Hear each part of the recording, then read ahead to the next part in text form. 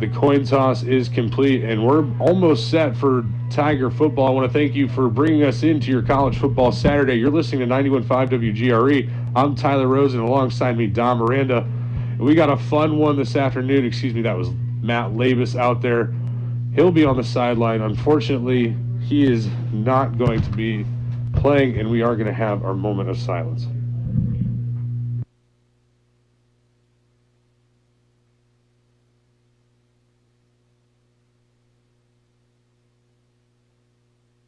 Football players.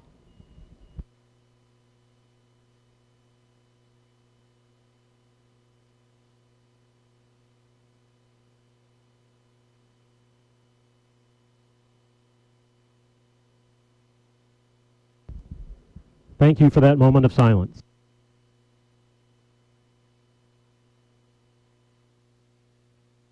All right, we are just about set for game day DePauw weather. Tiger football.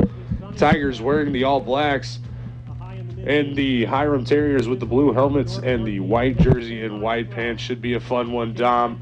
Last minute keys to the game for the Tigers as we're about set for kickoff. Yeah, I would say the three keys for me. One, the defense just has to stay solid. I think out of all the things that went poorly last week, the defensive side of the ball was not one of them. Senior heavy, the linebackers, the front seven in particular, really performed well last week. A lot of depth on that defensive line. That's why I think the absence of Sean Miller won't be missed too badly.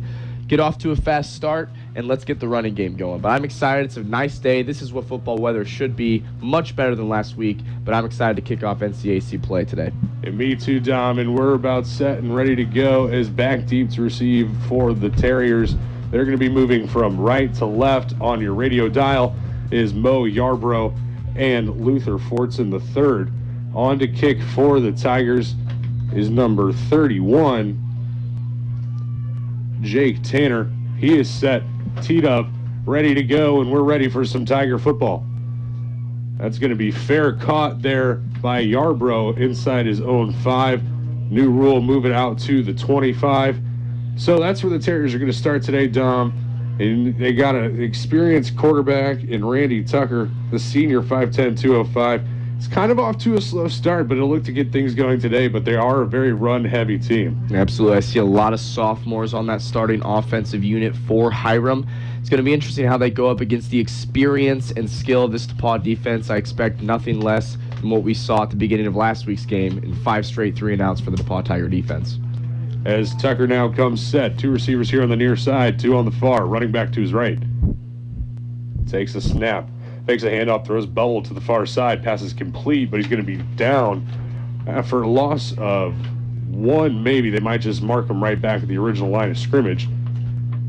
So good first play there by the Tiger defense, kind of compounded by a bad throw from Tucker, as now the Terriers get set for a 2nd and 10. Yeah, nothing going there on that bubble screen. You see that a lot lately out of teams who have some playmakers on the edge. We'll see if that is squandered with the DePauw defense. Tucker in the gun, drops back. Facing pressure, throws, passes, batted down by Matt Midge. The senior got his hands up in a big play to bring up a 3rd and 10. And you saw Nate Orson that time coming off the edge. He is a lot quicker as he is a lot lesser in size than a lot of these left tackles, and that's a big advantage for the DePauw defense. He's going to wreak havoc for the offensive unit of Hiram. Yeah, and both, we talk about this defensive line for the Tigers. Very quick, very athletic. We saw it there as Orson bringing the pressure and Matt Midge getting his hands up. As now the Terriers come set, 3 receivers here on the near side, running back to Tucker's left. Takes a snap. He's going to drop back. Pressure again coming from the Tigers. He's going to take off and run. Escapes 1 tackler, but not before he's dropped. The ball comes free. They're going to say Tucker was down. He got out across the 30 to about the 31. Bringing up 4th and 4 for the Terriers. They will most likely punt it away, and a good stand by the Tigers. Yeah, you see Matt Krupe, the senior linebacker, come flying in there. He's one of those guys that closes as quick as you can see on a ball carrier. One of the better linebackers in the conference, and especially on DePauw's team. Nice play, and like we said, big time. Squander their hopes early, take the wind out of their sails. A good 3-and-out to start for DePauw. Dakota Daniel on to punt for the Terriers, and Logan Green back deep to receive for the Tigers. That's a good snap. Punt is away, high end over end, angling here towards the near side. It's going to take a hop, and the Terriers are going to let it roll inside the Tiger 30. Officially down at about the 27. So the Tigers will start there on their first offensive possession, and Chase Andrews getting his first start as he comes out onto the field. Yeah, and there were some positives to take away from last week's performance. The stats were a little altered because of a lot of drops due to the weather. His 8 of 21 would have looked a lot better in some good weather, but looking forward to see where that confidence gets him. But I think the running game hopefully will take some pressure off. As Cleveland is in the gun with Andrews to his right, 2 receivers on the far side, 1 here on the near. Brings a man in motion. Takes a snap. He's going to hand it off to Cleveland. Cleveland gets stuffed right at the line of scrimmage. Powers forward for about 1, so the Tigers bring it up a 2nd and 9. Good second effort that time by Cleveland, as he's going to run hard today with purpose, as he's really looking forward to getting that opportunity in Ramon's absence, unfortunately. But way to get a 1 there by Cleveland, keeping those legs turning. Yeah, as he took the initial hit right at around the line of scrimmage, powered forward for 1. Tigers will take what they can get as they come back with the same look. Cleveland to Andrews' right. Green here, the lone receiver on the sideline, takes a snap. He's going to hand it off to Harris. Harris gets forward right across the first down marker. So first down for the Tigers as Harris came in motion, took the jet sweep. Yeah, did you see the secondary player that time for Hiram came in, lowered his head a little bit. Nonetheless, a great play by Harris there on the edge. The DePauw has youthful playmakers on the edge. They're going to need all of them today. Yes, they are, as Andrews now comes set. 2 receivers over on the far side, and again, Green, the lone receiver here on the near. Cleveland to Andrews' right. Gets set, takes a snap, a high snap, but he corrals it in and hands it off to Cleveland, and he's going to be dropped behind the line of scrimmage. A loss of 3 on the play for the Tigers. Not a good play. It started with a bad snap. Yeah, the senior defensive lineman, Chris Chester, got through the line that time.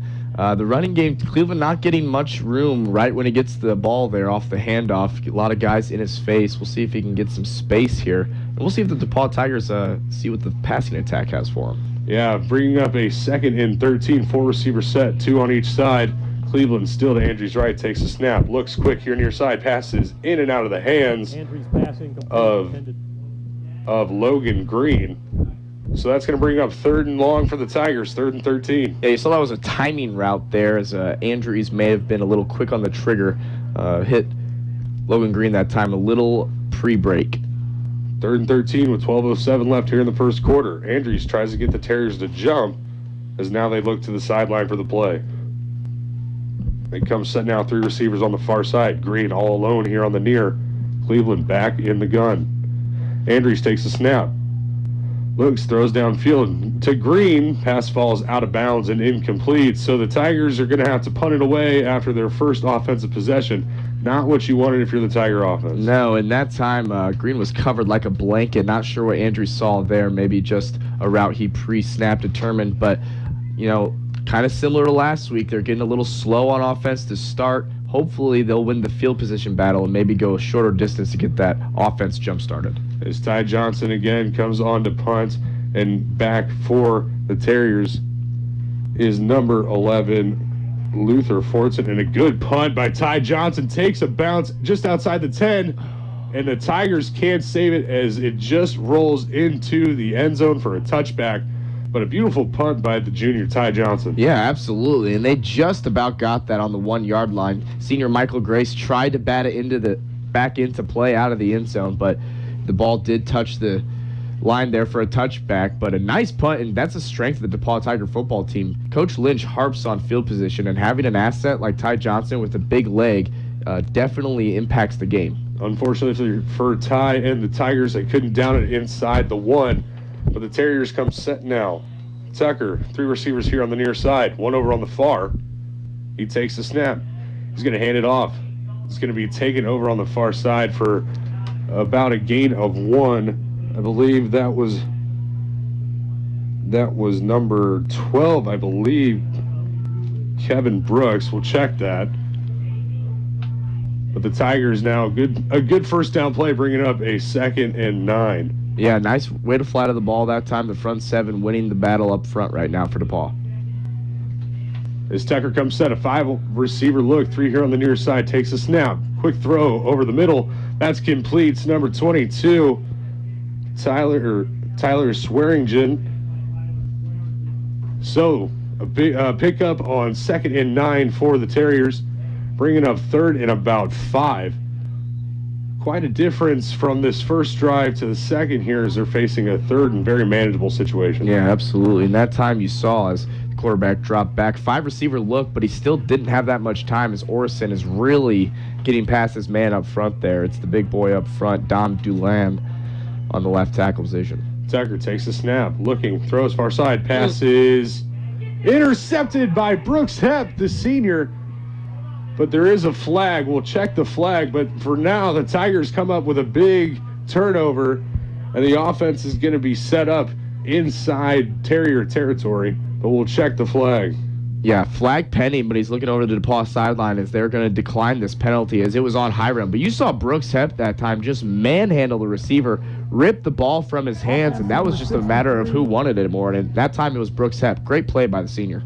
Yeah, and it was a hold on Hiram there. Tigers will decline the penalty. Hepp coming up with a big play, just ripping it out of the receiver's hands.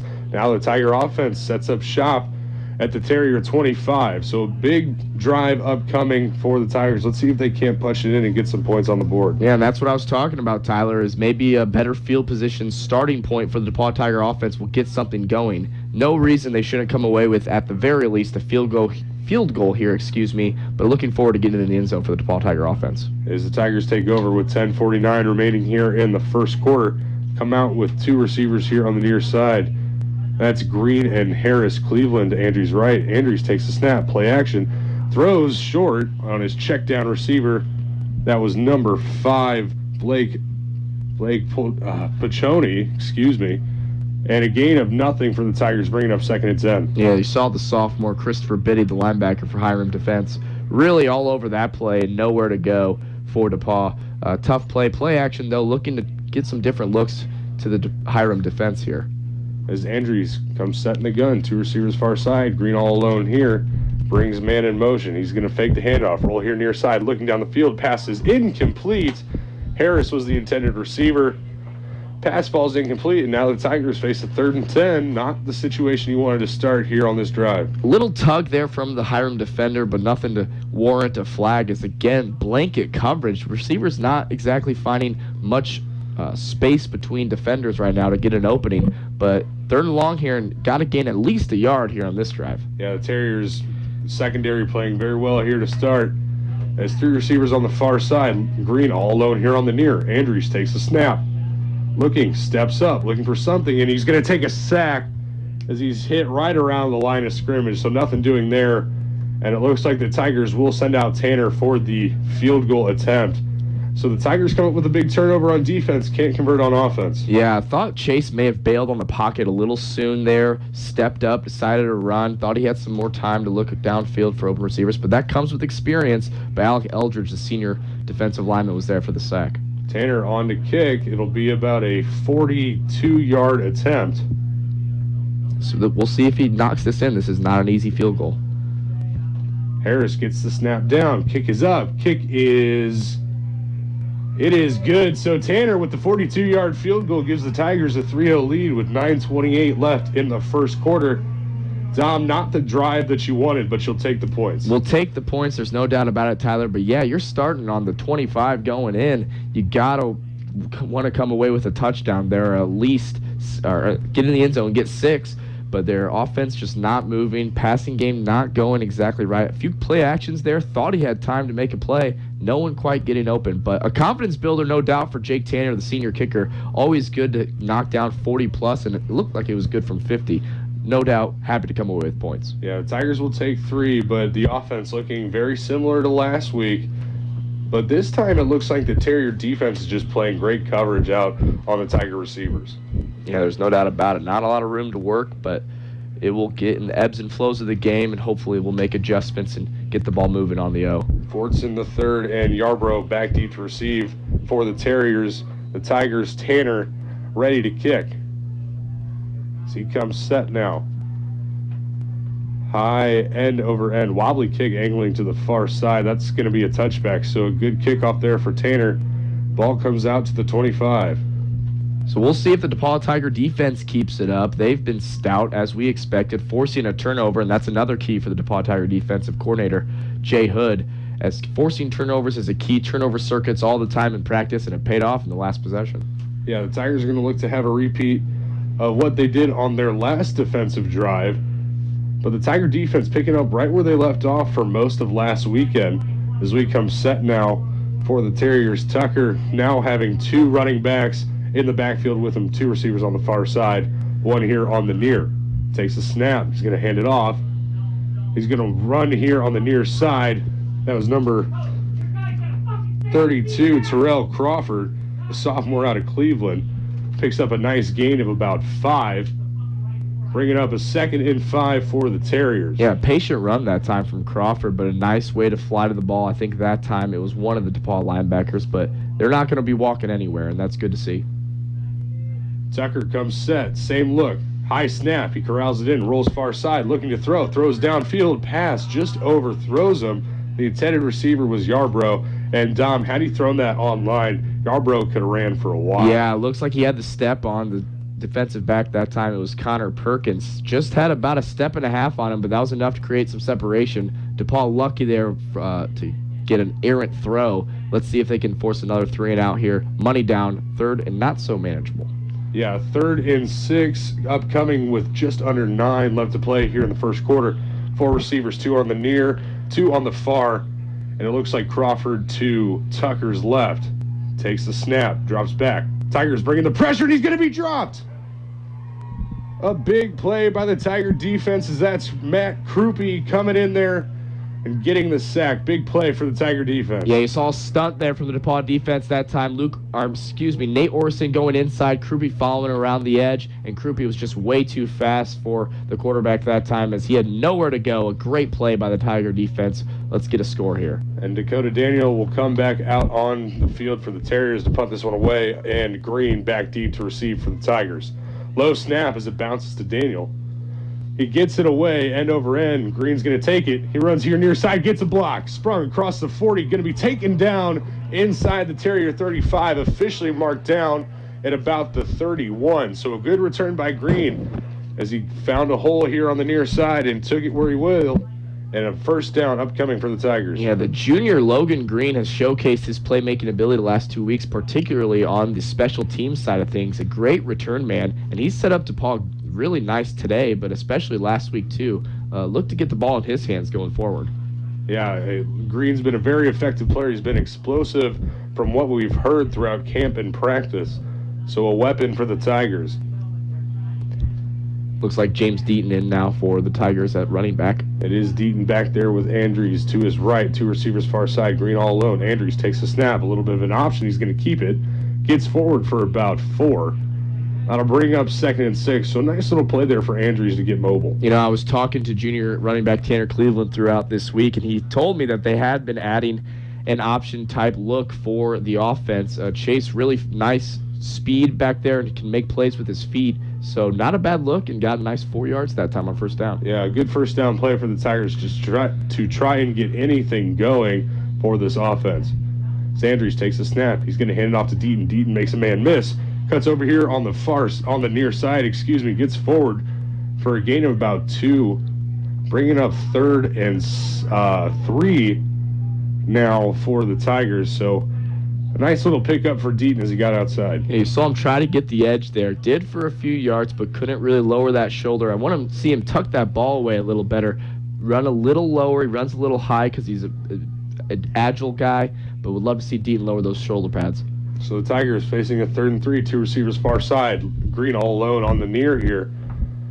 Brings Harris in motion. High snap. Gets it down to Harris, and Harris makes a man miss. Breaks 1 tackle and gets forward right around that first down marker. I believe they're going to give it to him. They are. So Will Harris putting the shoulder down and getting what he can and picks up the first down. Yeah, give credit to Harris that time, just willing his body past the first down marker. Kind of looked like a dead play. Would like to see him stray from that jet sweep. We've run it a little too frequently here in the early going. Maybe we'll see a play action off that play later. As the Tigers look to the sideline for the play now with a fresh set of downs as they're at the Terrier 20 with 6:35 left to play here in the opening quarter.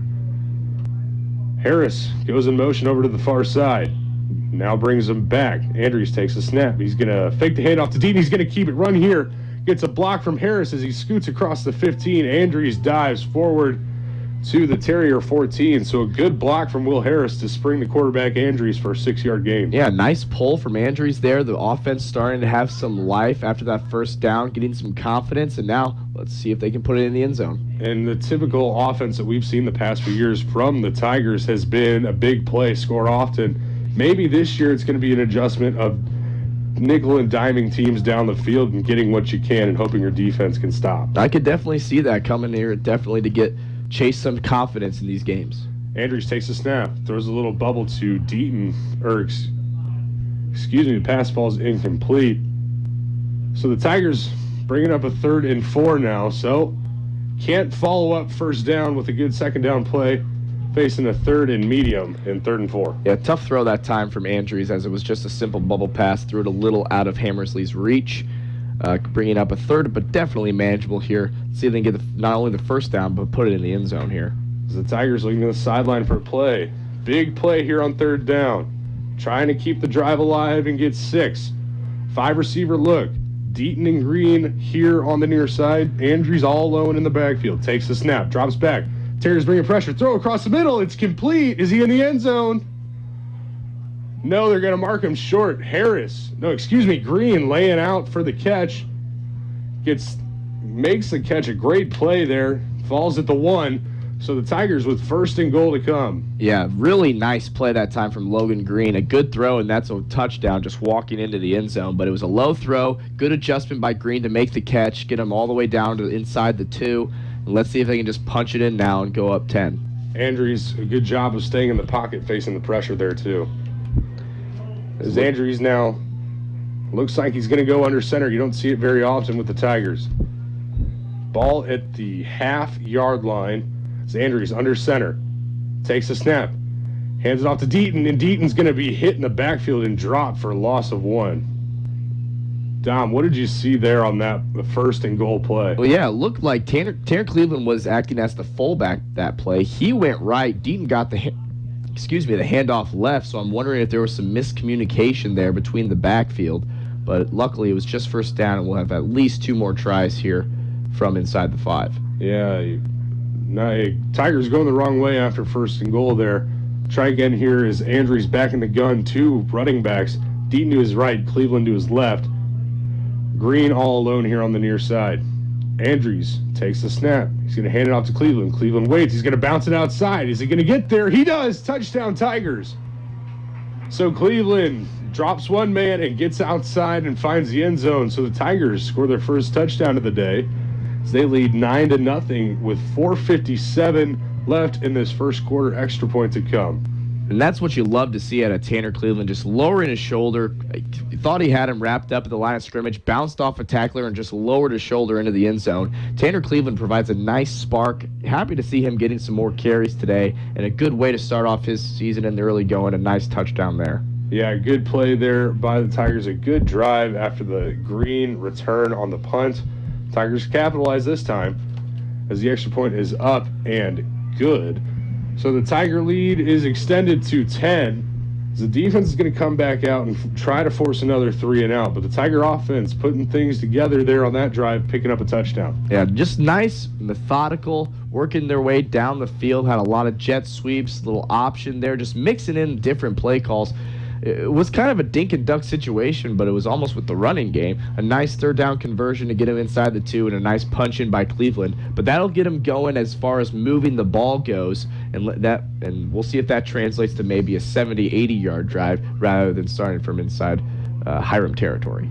Yeah, is this Tiger offense, I would really like how they're really getting Andrews mobile here at the start any way they can. Try to build up some confidence for the sophomore in his first start of his collegiate career as Tanner is on to kick. And it is Yarbrough and I believe Fortson the third back deep to receive for the Terriers. Tanner, he comes set. And it's a high end over end kick. This one's going to be fielded by Yarbrough inside his own 5, angling towards the far side. Gets a block. Pushes a man forward. He's still alive over on that far sideline across the 30, and he's going to be dropped right around the 35. So a good return there by Yarbrough, and the Terriers are going to be set up a decent field position on this drive. Yeah, nice return there, maybe getting them some confidence. We'll see if the DePauw Tiger defense can squash that. But a gorgeous day here at Blackstock Stadium. A lot of students and faculty out. The sunshine, it's crazy what a nice day can do, Tyler. And this is a good crowd for this NCAC kickoff. Yeah, a big crowd here for the Tigers. Unfortunately, most of them were driven away last week by the rain. Tucker comes set, hands it off right away, and he's gonna escape a tackle. A good play there by the running back as Matt Mitch looked like he had him wrapped up back there. I believe that was Crawford. Yeah, Jack McCarthy definitely had him in the backfield, let him scoot loose, and that turned into a gain of 7 rather than a gain of 0. Yeah, Crawford, a good run there to keep his feet going. Tucker takes a snap, high snap, corrals it in, hands it off again to Crawford. Crawford runs here near side, breaks a couple of tackles, picks up the first down out to the Terrier 48. So Crawford back-to-back runs. Yeah, what you're seeing from Crawford here is he's just extremely elusive, bouncing off tacklers, not going down when he's hit first, and that's a definite trait you want in a running back, a trait you saw from Cleveland last series. Hopefully, DePauw Tiger defense can wrap up these tackles. Crawford, 5'7", 190 sophomore, running like a bowling ball so far today. 3 receivers on the far side. Tucker takes a snap.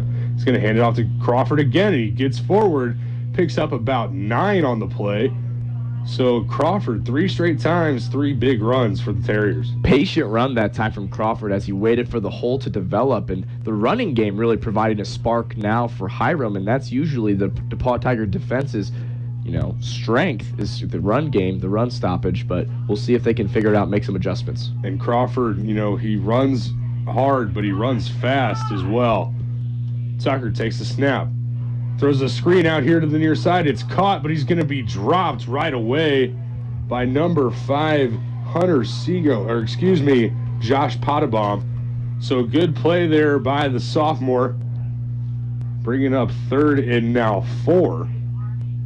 Yeah, Pottebaum's definitely got the size and prototypical safety body that you want. A tall kid, a built kid, and really just manhandled the receiver trying to block him there. A really nice play for a loss, and making the 3rd down a little tougher on the Terriers. Yeah, the sophomore out of St. Louis coming up with a big play, bringing up a 3rd and 4 instead of 3rd and 1. Tucker takes a snap, looking, throws across middle, passes incomplete.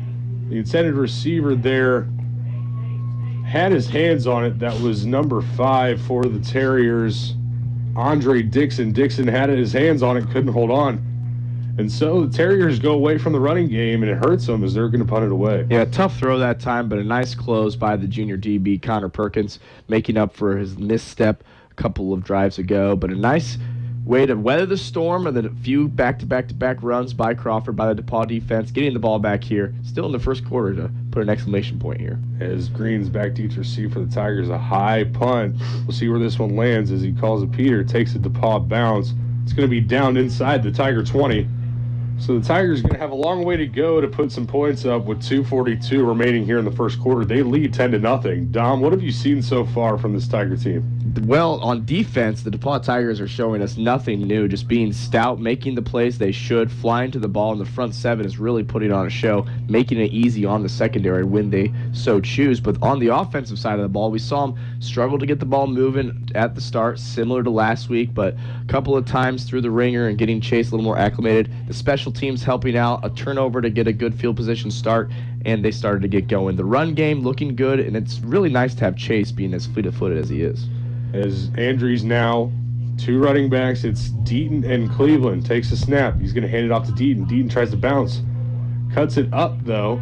He tried to work off that block from Cleveland. Nothing doing as he's tackled at the line of Yeah, I scrimmage. saw that too, Tyler. It looked like Cleveland was trying to block him into the inside where Deaton mistakenly cut right away, and it was too much to recover. Only a gain of 1, and in fact, no gain on the play. Yeah, a little indecisive there from Deaton as it looked like Cleveland had the block down. The Tigers facing a 2nd and 10 as they look to the sideline for the play.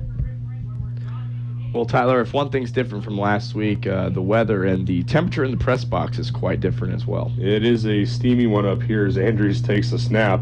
As he's going to hand it off to Cleveland, I believe. He's going to be dropped right there, a gain of 1. So bringing up 3rd and 9 for the Tigers. And it's hot up here. I can't imagine what it is down on the field for some of these guys.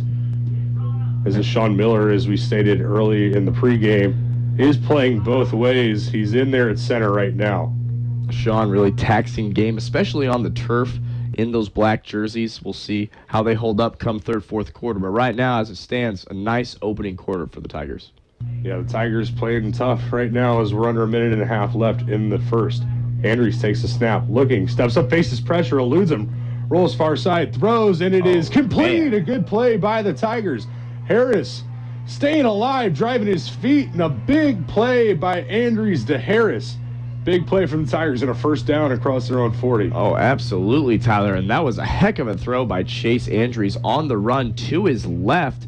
Found Harris over 3 defenders, and then Harris drug those 3 defenders for additional yardage. A really nice third down conversion, and you see how elusive Chase is in the pocket to DePauw's advantage. Yeah, like you said, there's that athleticism we have talked about from Andrews as he extends the play, picks up a first down on 3rd and long.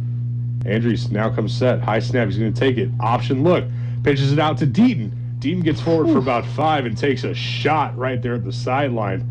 But a gain of 5 for the Tigers. Yeah, and a shot he indeed took. That was Isaiah Azubike, the senior defensive back, flying towards Deaton. And Deaton may be slow to get up because he sure did get popped, folks. I even think the ball might have came out when he went out of bounds there. But nevertheless, a nice gain of 2 on the play. But James Deaton a little shaken up. Yeah, Deaton took a shot there on that sideline after springing himself outside and getting about 3. He comes off the field now as I believe his helmet came off. He's under his own power. They'll probably check him out, but hopefully he can get back in this game as Cleveland now checks in at running back. Andrews in the gun, 2 receivers here on the near side. It's Harris and Green. As now they look to the sideline for the play. Tigers facing a 2nd and 7 as we're just approaching 30 seconds left here in this first quarter. Tigers lead at 10-0. High snap. They're going to run that option again. Andrews is going to pitch it. Cleveland can't hold on, fumbles it. He picks it up. It's still a gain of about 3, but it looked like Tigers could have had a lot more and definitely a first down had Cleveland hold on. No, 100%, Tyler, as Cleveland had the momentum as Chase didn't even pitch that until he had gained about 2 to 3 yards, and Cleveland would have almost certainly gotten the first down. Tough butterfingers there from Cleveland, but luckily he got on top of the ball, and it's only a 3rd and about 4 rather than a turnover. And that's going to do it for the first quarter of action here at Blackstock Stadium. The Tigers lead the Terriers 10-0.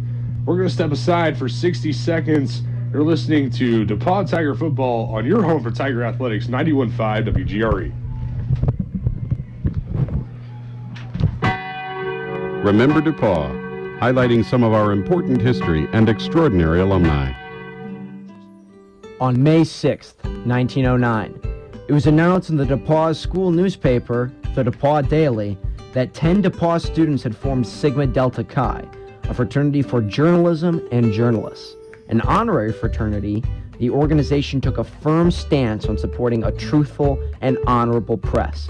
By instilling and ingraining these values, DePauw's own archivist, Wes Wilson, has more. It showed the professionalism of the print media here at DePauw from an early time. The fact that students gathered and were thinking outside of the campus broadly about professionalism and journalism to start an organization. Not long after its founding, the fraternity spread to many other campuses, ultimately becoming a national institution. Renamed in 1988 to the Society of Professional Journalists, it is to this day a national player in the realm of journalism, continuing to instill its ethical and empowering press-related mottos.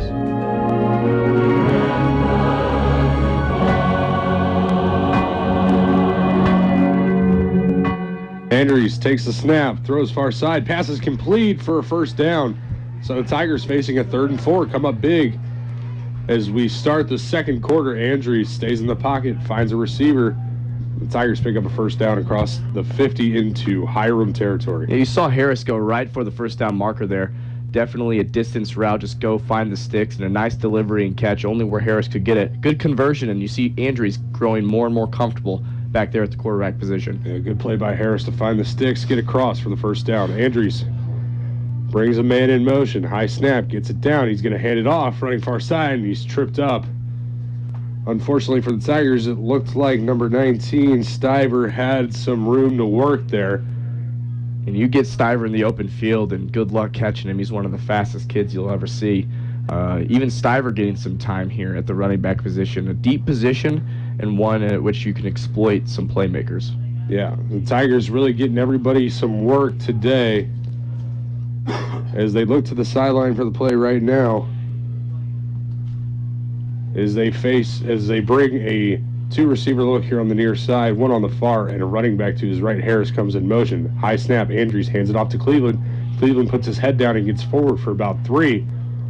So bringing up a third in about 6 for the Tigers as we're under 14 minutes left here in the second quarter. Yeah, I love the way Cleveland runs, man. He puts his shoulders down. He lands on his belly almost every single time he touches the ball and runs the ball. And really, he's a guaranteed 3-4 yards given the protection up front. But Cleveland, a solid back, performing well today. Yeah, Cleveland, a hard runner, as you said, and he's going to have success in this look. The Tigers have 3 receivers here on the near side, one on the far, facing 3rd and 6. Takes a snap. Throws a screen over here on the near side. He's going to be dropped right around the line of scrimmage. That was number 26, Noah Jones, the freshman out of Evansville, Indiana. You know, I've been hearing a lot about Noah Jones in camp. He's really been impressing for a freshman. He's got a good size and a good understanding of the offense, and he can be a playmaker maybe late in the season after he gets some time. Yeah, unfortunately, couldn't bounce that one outside, pick up a first down for the Tigers. Ty Johnson on the punt. He had a good one last time. See if he can pin him inside the 20 here. As we have a whistle now.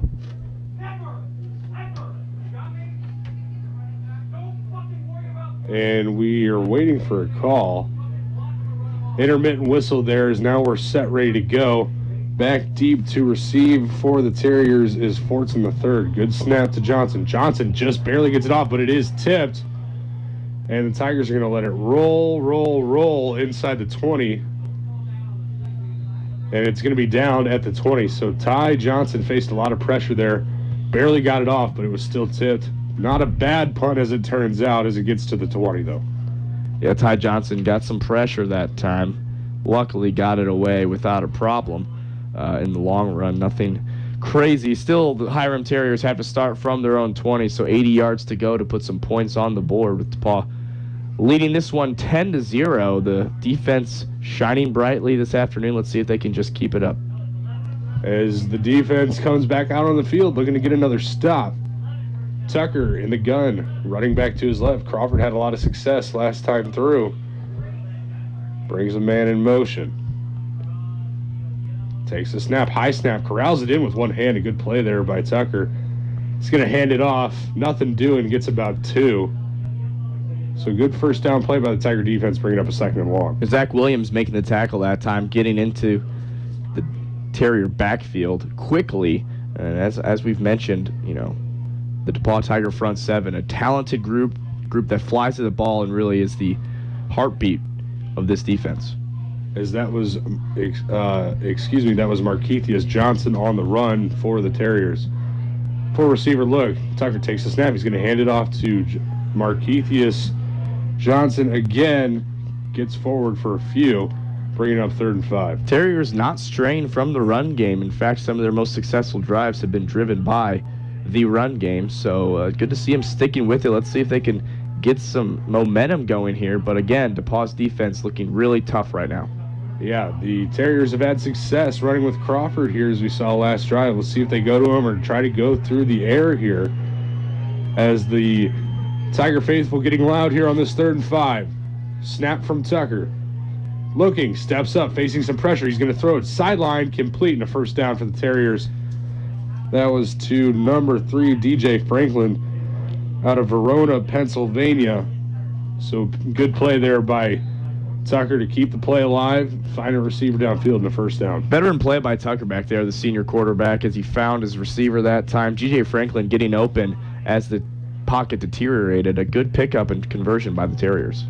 Tucker's going to hand it off again. This time he's going to be swallowed up right around the line of scrimmage. I believe that was the sophomore Joe Zonka getting in again. He had a good game last weekend against Central. Yeah, he absolutely did. Had 1.5 sacks last week. In fact, they were back-to-back plays. Joe Zonka, one of the reasons this DePauw Tiger defensive line is so deep, a youthful talent and one that the DePauw Tiger defense really values. Markeithius Johnson hasn't been able to get much going on this drive, but they face a 2nd and 10. Tucker takes a snap, rolls here near side. Look, throw, pass complete again to DJ Franklin, a gain of about 9.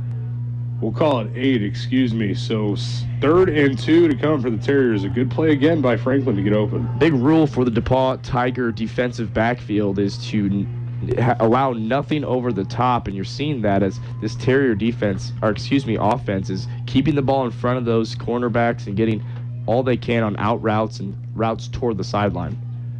As Tucker comes set, 2 receivers look on each side, takes a snap. He's going to hand it off to Johnson. Johnson makes a couple moves and he gets forward for a first down. So that time, Markeithius Johnson makes a couple moves, gets forward, picks up a good game. Really good blocking up front by the Terriers. That time it was Dom Dualin, this junior, and Christian Rojo, the sophomore, teaming up to really push back the DePauw Tiger defensive lineman and get a nice conversion on 3rd down. Yet again, that's 2. Hiram getting some momentum. As the Terriers come set, the receivers far side, Tucker takes a snap, hands it out to Markeithius Johnson, runs far side, picks up a few. Good play by the Tiger defense to keep contained. Yeah, the defense really just plugging away right now. The Terriers are getting 3-4 yards each play, converting on 3rd downs. It's turning into a long drive. With the weather, with it being hot today, let's see in long drives if the DePauw Tiger defense can sustain their performance. As the Terriers come set, a 4 receiver look, 2 on each side. Running back, that's Johnson to Tucker's left. Sends him out, takes a snap, looks for the bubble screen. It's complete to Johnson as he puts his head down and gets right around that first down marker. Might be a yard short. Good play on the bubble there from Tucker to Johnson. Good acceleration that time from Johnson, getting up just shy of the first down marker. 3rd and 1. Well, this would be a big stop for DePauw and one that would cause Hiram to likely punt it away. So let's see if they can stop this drive where it is and get a nice 3rd down stop. As we're under 8.5 minutes left here in the first half, Terriers facing a 3rd and 2. Tucker takes a snap, hands it off to Johnson. He's going to be stuffed for a loss. A good play by the Tiger front 4 to get through. And Krupe, again, we say his name a lot. He's in there too, bringing up a 4th and 4. Just swallowed whole at the line of scrimmage that time by the DePauw defense. There were 4 black jerseys around the ball as soon as he got the handoff. And that's what they do. They play up on those big-time plays. This is an experienced group. While they play hard every play, they conserve their energy for these long drives. And that was good to see on an extended drive on a 3rd and short for the DePauw Tiger defense to step up and make a play. A good play. It's almost as if they knew they were going to feed it to Johnson there on the short yard situation. And now Logan Green back deep to receive a good snap, a very high punt. Fair catch is called for. And are they not going to throw a flag as Green was bumped as he went in to make the catch? No flag is going to be thrown. Tiger bench wanted it. They're not going to get it. And now that's where the Tigers are going to set up at their own 15. Yeah, it looked like that time, Tyler, on the punt return by Green, that the Hiram defender may have even tipped the ball in conjunction to Logan before or after he fair caught it, which of course is a penalty. No flag there. DePauw starts from their 15, and it would be really nice to see an 85-yard drive here, put it in the end zone. Let's see what Chase Andrews has in store and offensive coordinator Brett Dietz for this possession. Yeah, the Tigers, a long, sustained, methodical drive would go a long way here as we approach halftime, as we're at 7:33 left here in the first half, and we have a quarterback change in Cam Haynes, also a sophomore. He steps in, takes a snap.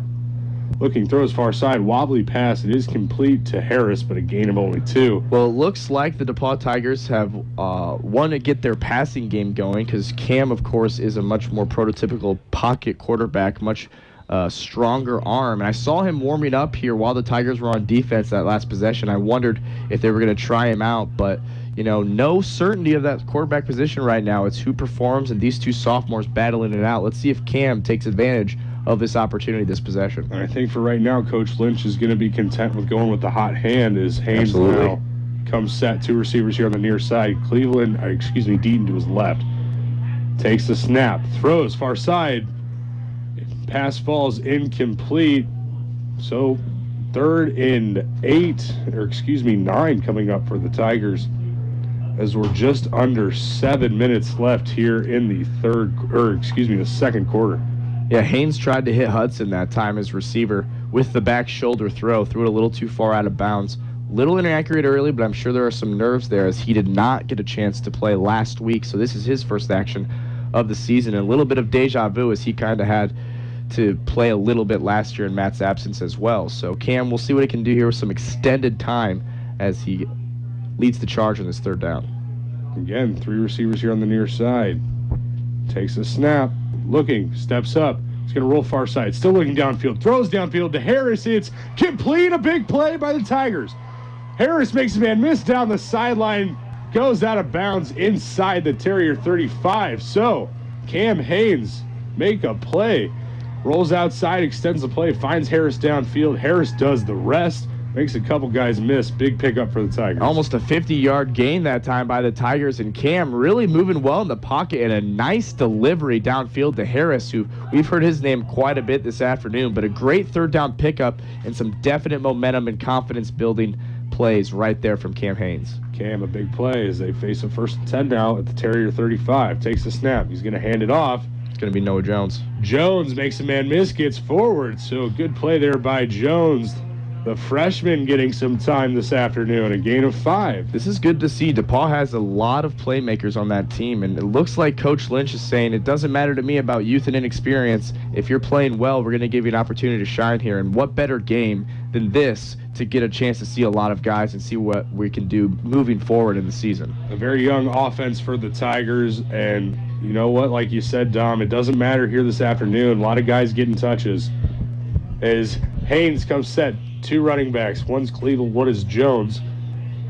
Takes a snap, drops back, looking to throw. He's going to take off and run right up the middle. Gets across the 20, lowers his shoulder and keeps going. A big run by Cam Haynes. I'm not going to lie to you, Tyler. I thought Cam was almost certainly going for the slide there, but he lowered his shoulder, all 6'4" of him, and got a few extra yards, and that's what you just love to see out of your quarterback. That's the guy your offense wants to play for. And Cam providing a spark off the bench, and maybe we'll complete this 85-yard drive we maybe have talked into existence, Tyler. Cam Haynes, a 6'5", 220 sophomore out of Cincinnati. That's a big frame running down right up the middle there. A big play for the Tigers as they're inside the Terrier 20. Cam Haynes takes the snap. He's going to hand it off to Weber. Weber runs right up the middle there. Carries a couple defenders with him, and now the Tigers going with the ground and pound. And I love seeing Jake Weber out there as he gets his first action of the day. Got a nice gain of about 5 there, but Weber's another one of those guys. For his big size, as stout as he is, quite elusive back there, and I love seeing Weber get touches. Again, a lot of playmakers today. Very hard worker. He got some reps last year. He's getting significant time this year. Good to see that for Weber as Haynes comes set. Takes a snap. Hands it off to Jones. He's running near side inside the 5. He's taken down. So a good play there by Noah Jones, the freshman, as he moves the Tigers just a little closer as we're under 4:45 left here in the second quarter. The Tigers knocking on the doorstep. And just a really consistent drive right here from the Tigers, not going too many plays with negative yardage or none at all, as they're making plays right now, making adjustments. The line is what I'm noticing right now, but give credit to both Chase Andrews and Cam Haynes extending their length of time in the pocket with their elusiveness of the rushers off the edge. As now the Tigers get the play from the sideline. Cam Haynes providing a spark. He's going to go under center now. Jones, the running back. Weber, the fullback, takes a snap. He's going to roll, fakes a handoff, throws to Weber. Pass falls incomplete. It was short. And Haynes was facing pressure all the way there from the Terrier defender, Floyd Shackelford, the linebacker. He's a sophomore out of Newton Falls, Ohio. Yeah, nice pressure that time from the Terrier defense. It was a play-action pass, and I think Weber might have had the step on the Terrier defender. But nonetheless, it looks like we have a penalty here. We have a penalty there on the Tigers. It is... Looks like it's going to be pass interference against the Tigers, Tyler, as that's going to be a 15-yard penalty, and backing them up just a smidge here, but still, things working and moving for the DePauw Tiger offense. We'll see if they can manage this hiccup and still get in the end zone. So 1st and goal now from the Terrier 19 for this Tiger offense. Weber and Jones back in the gun with Haynes. Haynes takes the snap. Stays back. He's going to step up and run again. Looking. He's going to tuck it and run now for sure. Gets right around that line of scrimmage. Maybe 1 to the 18. Bringing up second and goal as we're under 4 minutes left now in this first half. You know, I love the competitiveness of both our quarterbacks who have played today, but a slide now and again wouldn't hurt anybody, and especially wouldn't hurt them, as the injury bug has been plaguing DePauw quarterbacks for 3 or 4 years now. So, love the competitiveness, but if you're not going to get any, we'd love to see a slide there from Cam. Yeah, Cam Haynes, he's not afraid to lower the shoulder as we've seen today. As now the Tigers go with the 4 receiver look. Jones to Haynes left. Brings a man in motion. Fakes the handoff. He's going to step up, looking to throw. Facing pressure. Throws check down here to his receiver. Looks like Jackson number Hammersley 18, that time. Jackson Hammersley. So just another playmaker there for DePauw. As looks like Cam was comfortable in the pocket there. Stepped up, had a good time, hit his check down. Looks like he saw the field well that time, Tyler. Yeah, you know, he took as much time as he could without taking a sack. Finds Hammersley right here on the bubble on the check down. Get what they can, but it's going to bring up 3rd and goal from the 16. 3 receiver look on the far side, one here on the near, and it is Jones at the running back position as they look to the sideline for the play right now. 2:45 remaining here in this first half. Haynes set, takes the snap. Drops back, throws, near side, passes complete, touchdown Tigers. A good pitch and catch there from Cam Haynes to, I believe that is number 13, Michael Grace. So Grace comes up with his first grab of the season. First touchdown grab, and Cam Haynes providing a spark off the bench. Cam Haynes with a really nice pass that time on the sideline by the pylon to Michael Grace. Even better catch as he was getting dragged by the Terrier defender. But just a really good drive and spark off the bench that Cam Haynes provided. And now Tigers are going up 17 pending the PAT with 2:30 left in this first half. I mean, can't be happier with Cam's performance right now. And the extra point is good for the Tigers. Cam Haynes coming off the bench on his first drive, extending the play on a 3rd and 9 inside their own 25, finding Harris for almost 50 yards. Then the Tigers ground and pound the rest of the way. And then Haynes to Grace on the touchdown reception, 1 for 16 yards, and the Tigers in business up 17-0 with 2:38 left in the first half. A good drive by the Tigers, and now the defense is going to come back out, look to get a stop here going into the half. Yeah, sophomore quarterback Cam Haynes coming off the bench, if you're just joining us, replacing Chase Andrews. Seeing what kind of looks the DePauw Tigers have with 2 very different quarterbacks in size and both playing types. But Cam Haynes leading an 85-yard drive. He looked very comfortable in the pocket that possession. Yeah, he did. There were a couple of times he faced pressure, stood in there as long as he could, and made the right calls. So Cam Haynes bringing the juice for the Tigers on that drive, as Tanner's on the kick now for the Tigers. It's high end over end, and it is going to be taken by Yarbrough. Angling here on the near side, gets across the 20, has a lane. And he's hit on the sideline there. Almost looked like a block in the back, but a big hit there by the Tigers. Now some pushing and shoving on the sideline, as Brooks Hepp, I believe, is getting involved a little bit there. As the refs are trying to sort this thing out right now. Coach Lynch not happy with his senior Brooks Hepp getting into it there, as he had a little red in his face, Tyler. Yeah, Coach Lynch not happy about that whatsoever. Tiger defense comes out on the field now regardless, with 2:32 left, trying to get a stop. Tucker now leading the Terrier offense, out onto the field. Come out with a 4 receiver look, 2 on each side, running back right behind him. I believe that one is Crawford. Takes a snap, fakes the handoff, throws here near side, passes complete. It's going to be dropped right away by Matt Krupe. Matt Krupe all over that one. And I just love seeing Matt Krupe from the middle linebacker position get sideline to sideline, and just a textbook form tackle that time, driving his legs through the tackle, following through. Love seeing Matt Krupe play defense. Tucker takes a snap, looking, faces pressure. Tigers, are they going to get to him? They do! He takes a shot there, and the ball's loose, and the Tigers come up with it. But there is a pile now. It looked like the Tigers may have gotten there. We'll check it. But that was number 11, Harry Bell, laying the wood on that on that hit there on the Tucker. Terriers come up with the ball, though. And as Tucker scrambled left, Harry Bell actually got behind the pocket, came from behind Tucker, and laid the wood on him as he was full speed from the get-go. Great play by Harry Bell, a sack, forced fumble. Unfortunately, Tigers couldn't get it, but jarring Tucker and bringing up a 3rd and 5. Yeah, good play there by Bell. Unfortunately, the Tigers can't come up with the fumble, but it brings up a 3rd and 5 as we're under 2 minutes. Tucker takes a snap, looking, throws quick, over the middle, caught, makes a man miss. He's going to be dropped. That was number 10 for the Terriers, Jarris Foreman. So good play there by the Terriers, picking up a 1st down. Yeah, just a nice 3rd down conversion. You've seen them convert about 4 or 5 times on 3rd down. They keep drives alive, but give credit to this DePauw defense for, weathering the storm and getting the ball back when they can. Tucker throws, a little miscommunication there between him and his receiver as he overthrows him by a mile. So bringing up 2nd and 10 with 1:23 left here in the 2nd quarter. Yeah, it looked like Jarris Foreman was running a comeback there, and it looked like Tucker was looking more about a fade.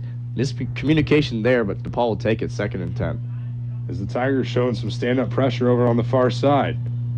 Tucker takes a snap. He's going to hand it off to Crawford. He bounces it outside here. Gets by one man, lowers his shoulder, and gets forward.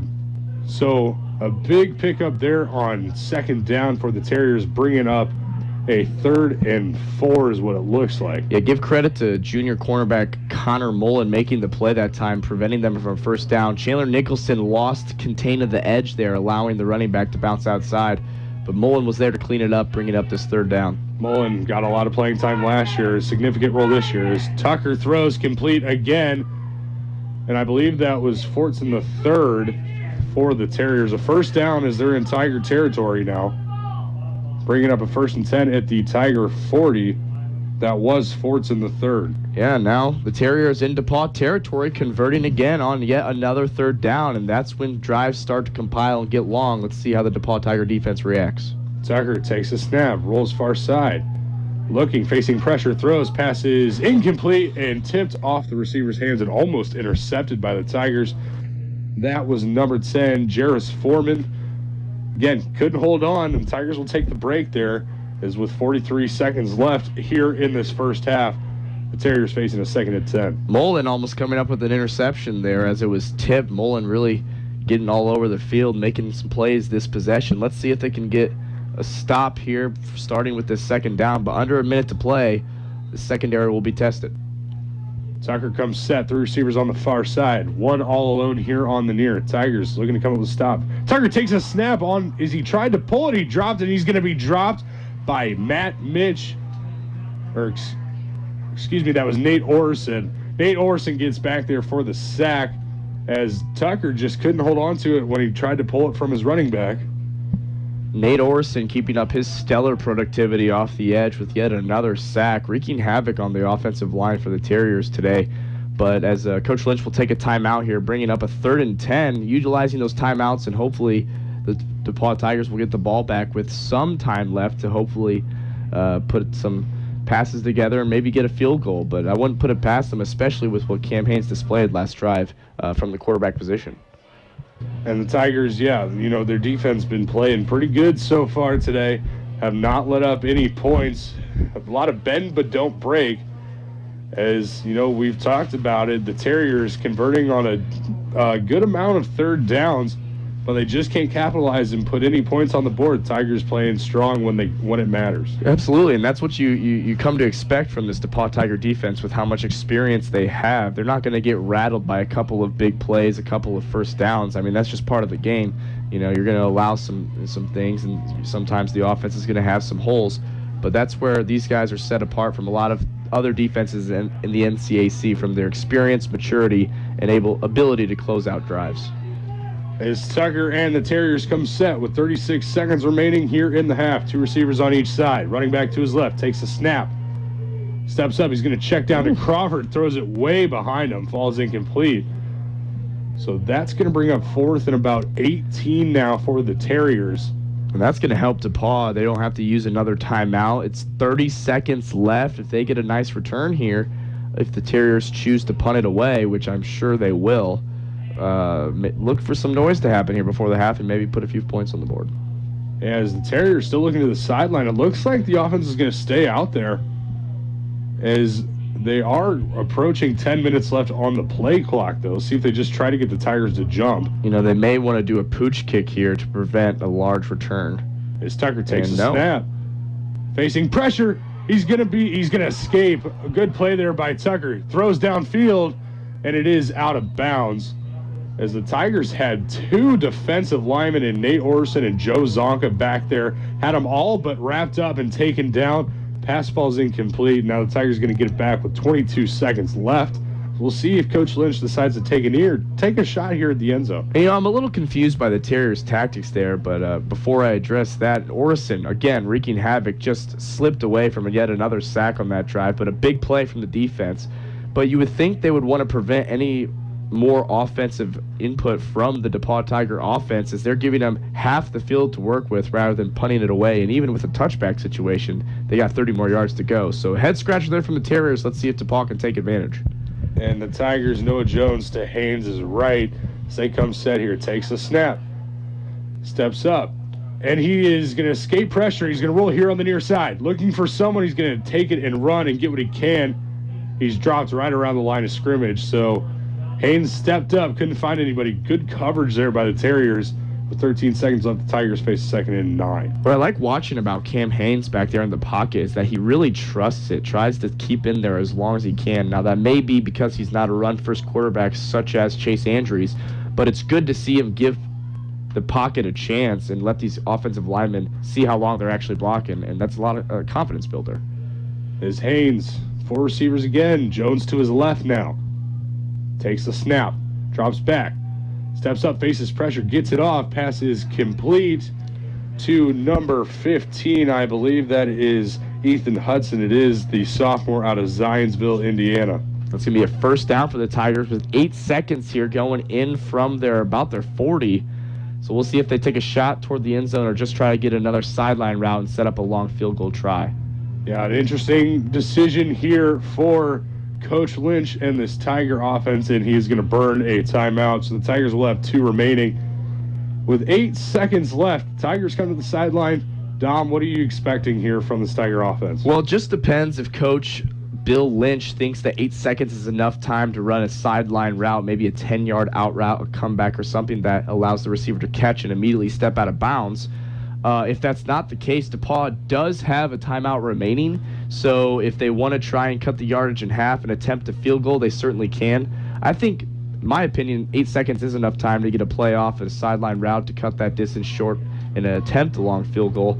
But if Coach Lynch decides otherwise, they may just throw it up to the end zone and see if one of their playmakers can make a play, such as a big body like Will Harris or something like that. So really it's up to Coach Lynch. You know, that 6 to 8 second range, you know, as far as time of play is always tough to toe the line of. Yeah, and just a reminder, the Tigers will receive to start this second half as they come about set now. Back out onto the field is Haynes, ready for this first down play with 8 seconds left. Ball at the Tiger 42. As they've got Cleveland in now at the running back position. 3 receivers bunched up on the far side, 1 all alone here on the near. Haynes is set, ready to go. Takes the snap, he drops back. Steps up, and he's just going to fall to the ground as there is pressure.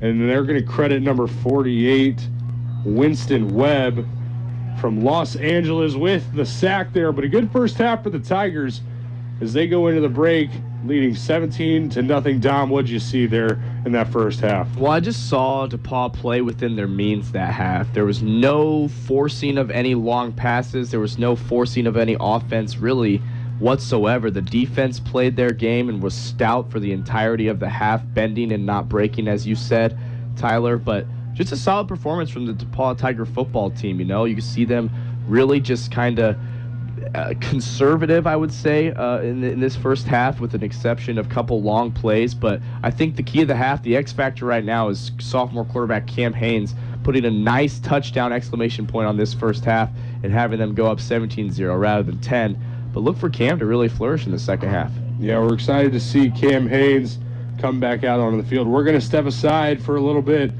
The Tigers go into the half, leading the Terriers of Hiram 17-0.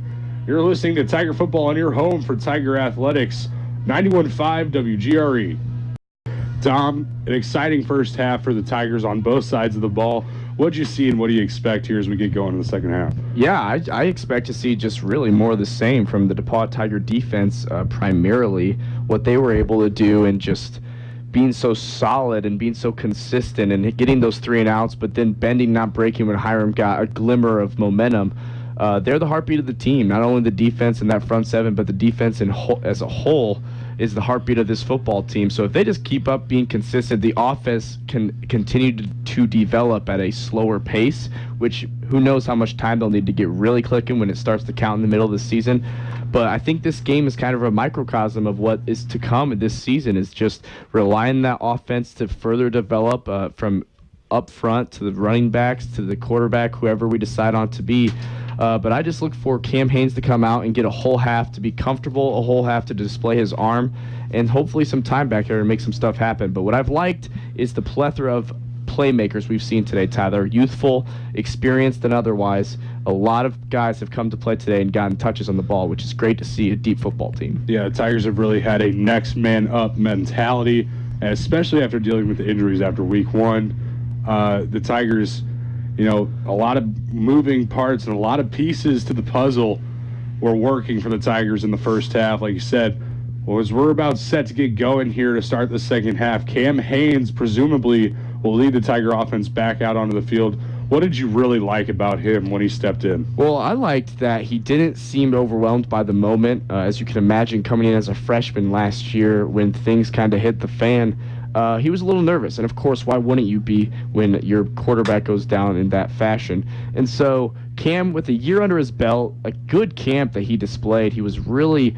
a lot more comfortable in camp. He knows the playbook. He's a prototypical passer. You know, what I expect to see from him is just to continue to develop. Don't force anything. Make the right play. What I saw was just a 1-yard completion is what spoke the most volumes to me in that first half, is when he scanned the field, trusted the pocket, and just hit his check down. That's a mature play, and we're going to have to see more of that from Cam. Yeah, and back out onto the field for the second half is Andy Hunt. He was serving a half of a suspension after the targeting call from last week. Unfortunate for the Tigers in the first half.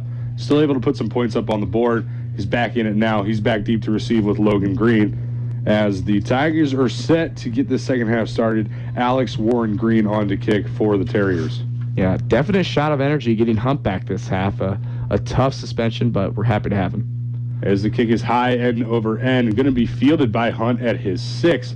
Takes it, runs right up the middle, gets a couple blocks, tries to make a man miss. He does. He angles here on the near side across the 35.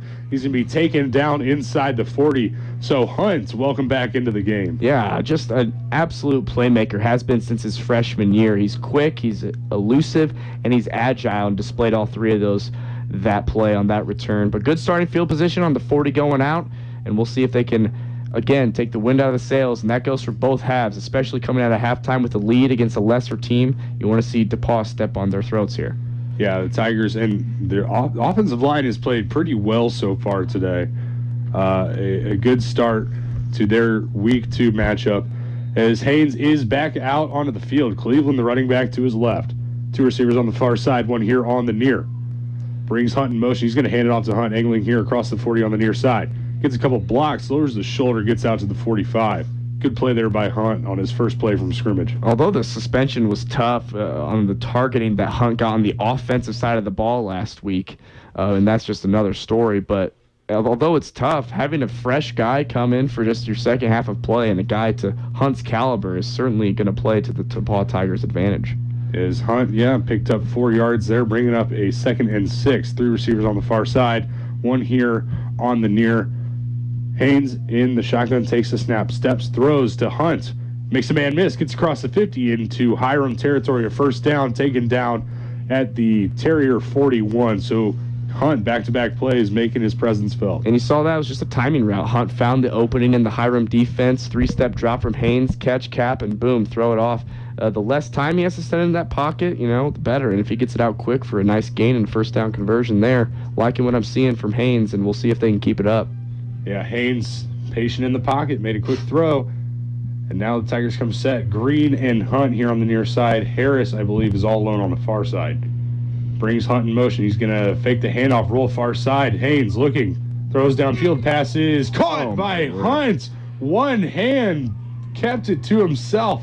First down and runs out of bounds at about the Terrier 21.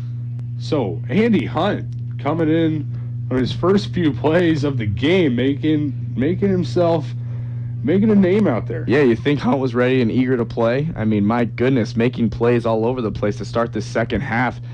From right as Cam let that one go, I thought he overthrew him, but a nice play to tip it to himself from Hunt. It was open, a great play concept, and that's just your senior helping your sophomore QB out. Not the most accurate throw, but a heck of a play from Hunt.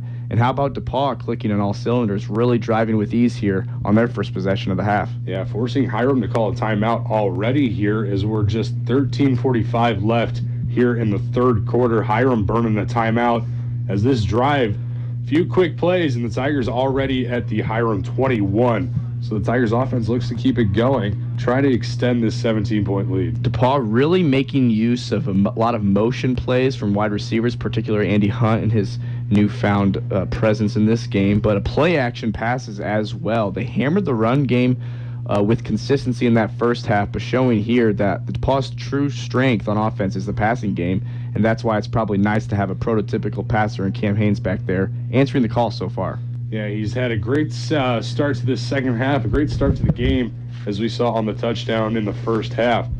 As the Tigers now, Weber checks into the game, and Cleveland also in at running back. Haynes, in the gun. Takes the snap. He's going to hand it off to Weber. Weber makes a move, angles to the far side, carries a couple defenders with him, and a solid gain of about 4 for Weber, bringing up 2nd and 6. You know, it's good to see Cleveland and Weber back there in the backfield. Haven't seen them yet together in the backfield this season. Proud moment for myself, Tyler, as I am their roommate. Good times with those two, so happy to see them out there together. Weber making a nice play. Again, landing on his belly and getting 3 yards easy every time. Yeah, Weber carrying a couple defenders there, too. He's hard to bring down as the Terriers showing pressure. Haynes takes the snap. Looking, throws to the end zone, passes. Caught. Did he get his feet in? He did. Oh, wow. Great play by Andy Hunt. It is a Hunt show out there on that drive, Dom. And a touchdown for the Tigers, extending the lead to 23.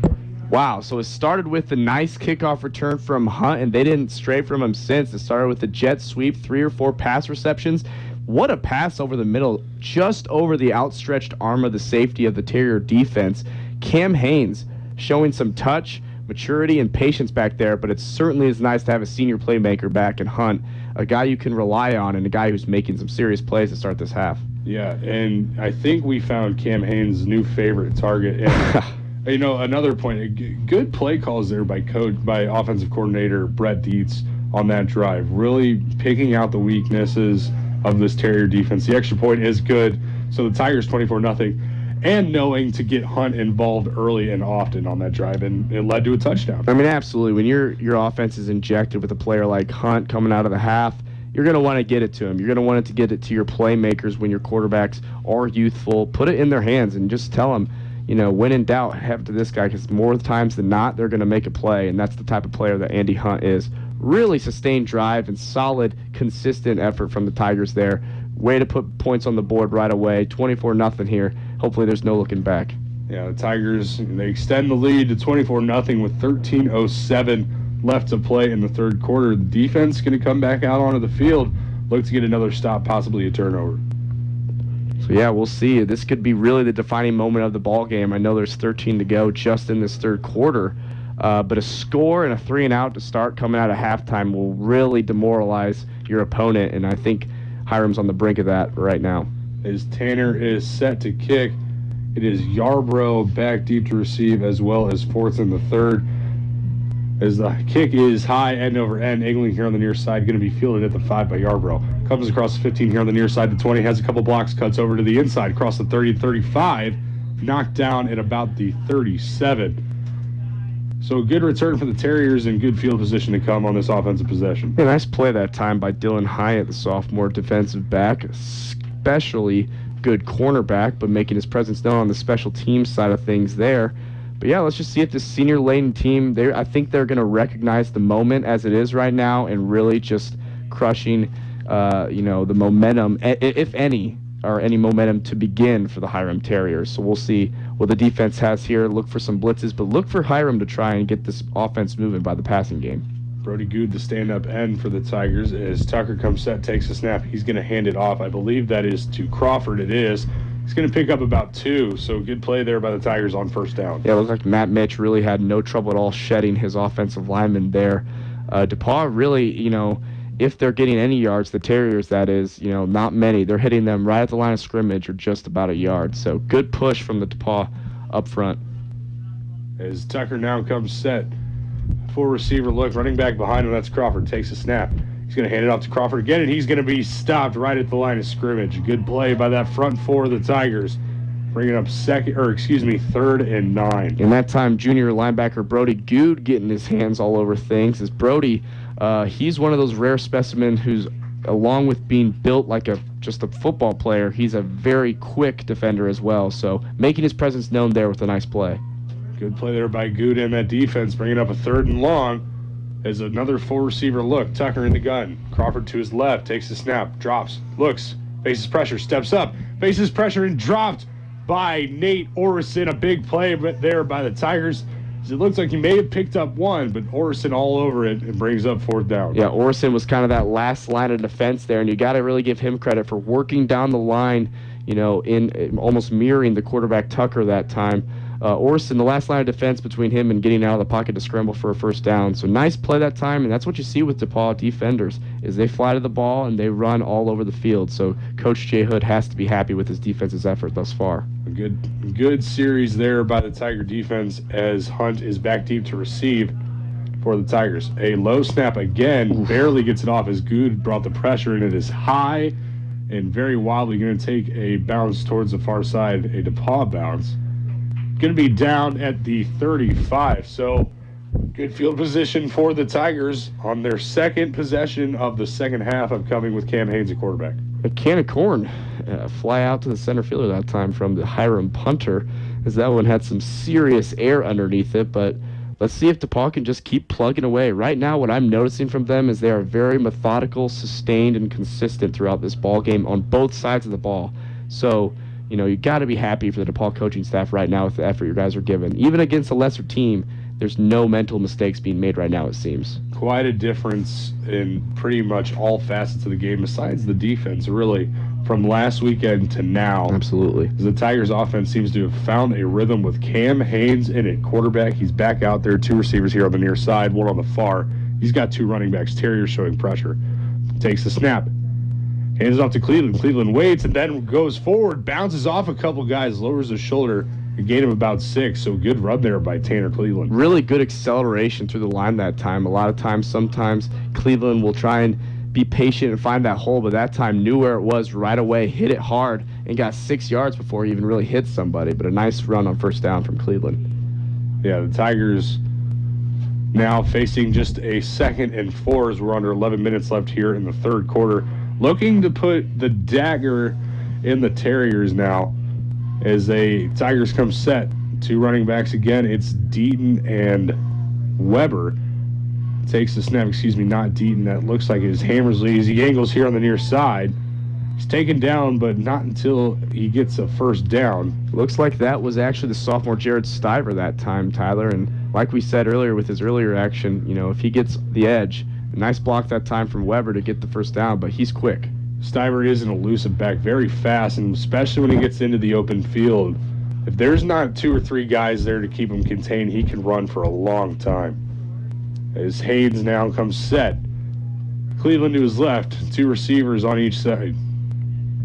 Takes the snap. He's going to hand it off to Cleveland. Cleveland dropped right around the line of scrimmage. Good pressure brought there by number 42 of the Terriers. That was Chris Chester. Good play there by the senior. Yeah, the 2 defensive ends that time kind of sandwiched Cleveland right as he got the ball through the line. Sometimes you'll see on middle runs that those are the guys unblocked. That's what happened there, but they were a little too quick for Cleveland that time. Only no gain on the play, so we'll see what they got drawn up here. Chester got quick down the line, and now the Tigers face a 2nd and 10. Haynes with Cleveland to his right.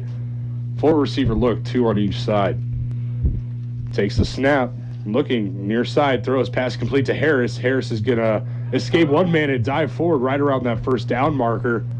They're going to mark him down just a yard short, but a good play there by Harris and a good throw by Haynes just to take the easy decision. Good second effort that time from Harris, and I feel like we've been saying that about a lot of guys on both sides of the ball today. No shortage in effort, and it's always easy to kind of have that experience when you're playing a lesser team, but certainly coming off a loss, DePauw knew there was no room for something like that, and you're seeing it today with the crispness of their play on both sides of the ball. You know, the Tigers really tightening things up this week in practice, getting ready for this one, knowing that keeping their hopes alive is going to require a lot of wins and a lot of focused football. As Haynes comes set, 2 running backs and 2 receivers, takes a snap. He's going to hand it off to Weber. Weber puts his head down and he gets right around there. They might mark him just short. That might be up to a measurement, Tyler, as he's very close. The naked eye tells me short, but we'll see. Yeah, the initial call is 4th, and it is 4th officially, as Weber got right up around that first down marker. Can't get past. So now a decision for Coach Bill Lynch and the Tigers, and the offense is going to stay out onto the field.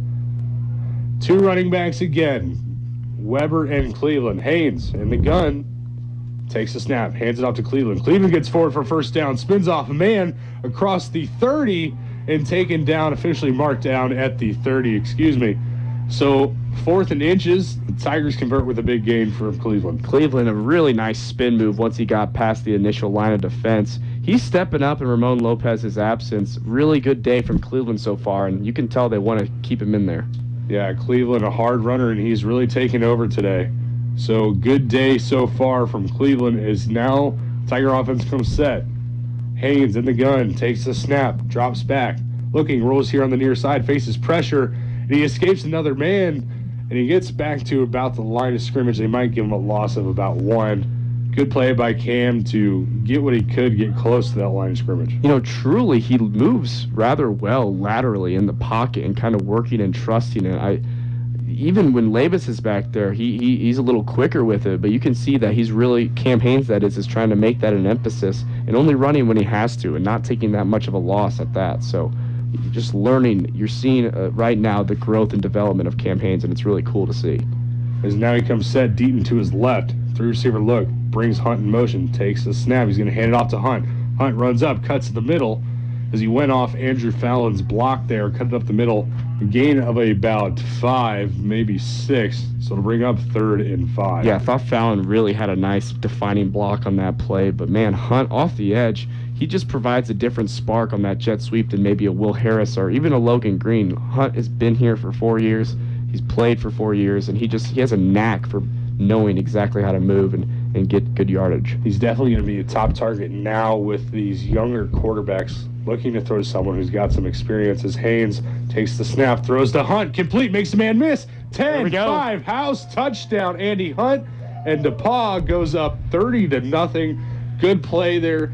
Haynes saw it instantly, threw it to Hunt. Hunt makes a man miss, off to the races, and a touchdown for the Tigers. DePauw is doing an excellent job of finding the holes in the Hiram defense. You saw it was a zone there. No single man was on Hunt, which is a head scratcher in itself. But Hunt taking full advantage, being a leader, and just making a swift move and boom, end zone. He's come out firing on all cylinders this half. It's a nice sight to see Andy Hunt back out there. Andy Hunt, Cam Haynes, another connection and another touchdown. So Cam Haynes having himself an afternoon today here at Blackstock Stadium. Coming in, the extra point is good, so the Tigers go up 31-0 with 6.5 minutes left in the 3rd quarter.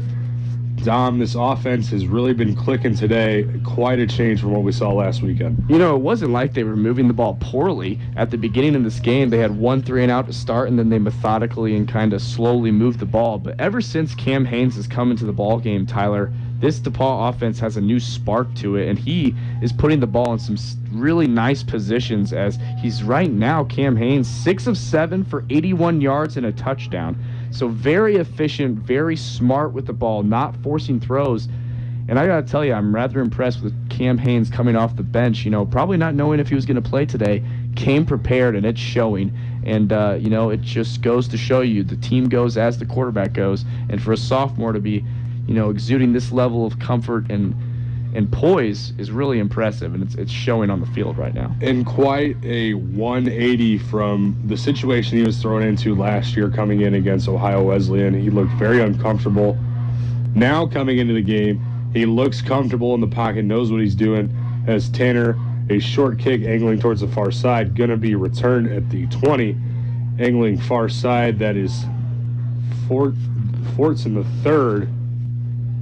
So out to the 26 is officially where that's going to be marked as the Tiger defense comes back out on the field looking for another stop. Robert Kincaid Jones on that tackle for the special teams squad. Nice wrap up and finish there from Cade. But yeah, this defense, I mean, they just look so comfortable and knowledgeable out there. They're not running around with their heads cut off. They're not looking at each other. Everybody's doing their job, and that's what Coach Hood preaches. Do your job, and if ever all 11 do that, that's why they're so successful. Yeah, the Tigers have had a great deal of discipline as Tucker throws far side, pass complete for about 7.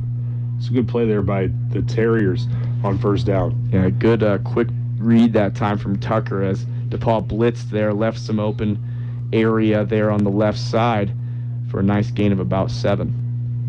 Good play there by Tucker, trying to get something going here, trying to get some points as it's 2nd and 3. Takes a snap, he's going to hand it off, and I believe that is Crawford again back there. It is Crawford.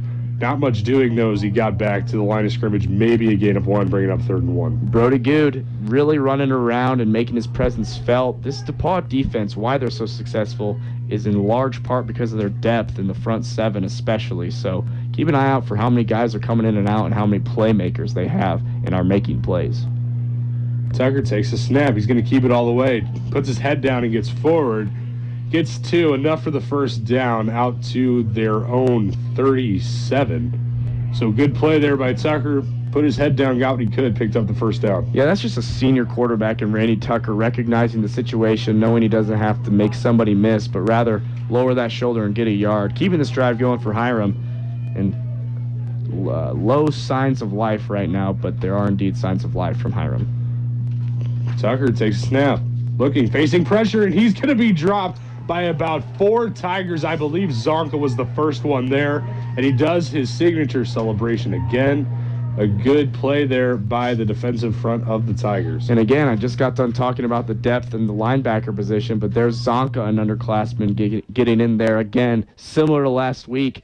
I mean, it's just a relentless front 7 from these DePauw Tigers, and you just got to be pleased with what you're seeing right now. Bend but don't break. That's been the theme all afternoon. A lot more bending from the Hiram side than DePauw. Tucker sends Crawford out in motion, looks, throws the bubble screen over to the far side, gets caught, and he's got blocks. He's over across the 50, the 40, 1 man left to beat.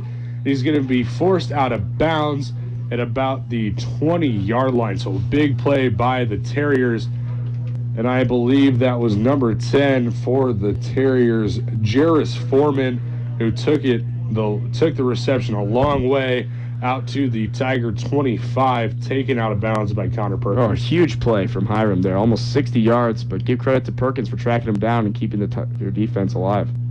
Tucker throws, passes almost intercepted by Brooks Hepp, and I don't think Tucker ever saw him. No, I think Brooks was just there. I think he was even surprised with that ball coming right to him, only did what he could do and reacted and knocked it down, but I think Brooks might have had a chance at a pick 6 there. But nevertheless, a good play, 2nd and 10. Yeah, I think both Tucker and Heps, as you said, Dom, both surprised that they were in the positions they were at, is now the Terriers have a 3-receiver look here on the near side, one on the far. Tucker takes the snap, fakes the handoff, he pulls, gets forward for a few, escapes 1 tackle, met by a host of Tigers, dropped after a gain of about 5 to the Tiger 20-yard line, bringing up 3rd and 5. Yeah, Anthony Sansone, just another name to throw out there of this DePauw defensive line, getting in on the stop. Junior defensive lineman. But yeah, I mean, these DePauw Tigers, they're remaining stout.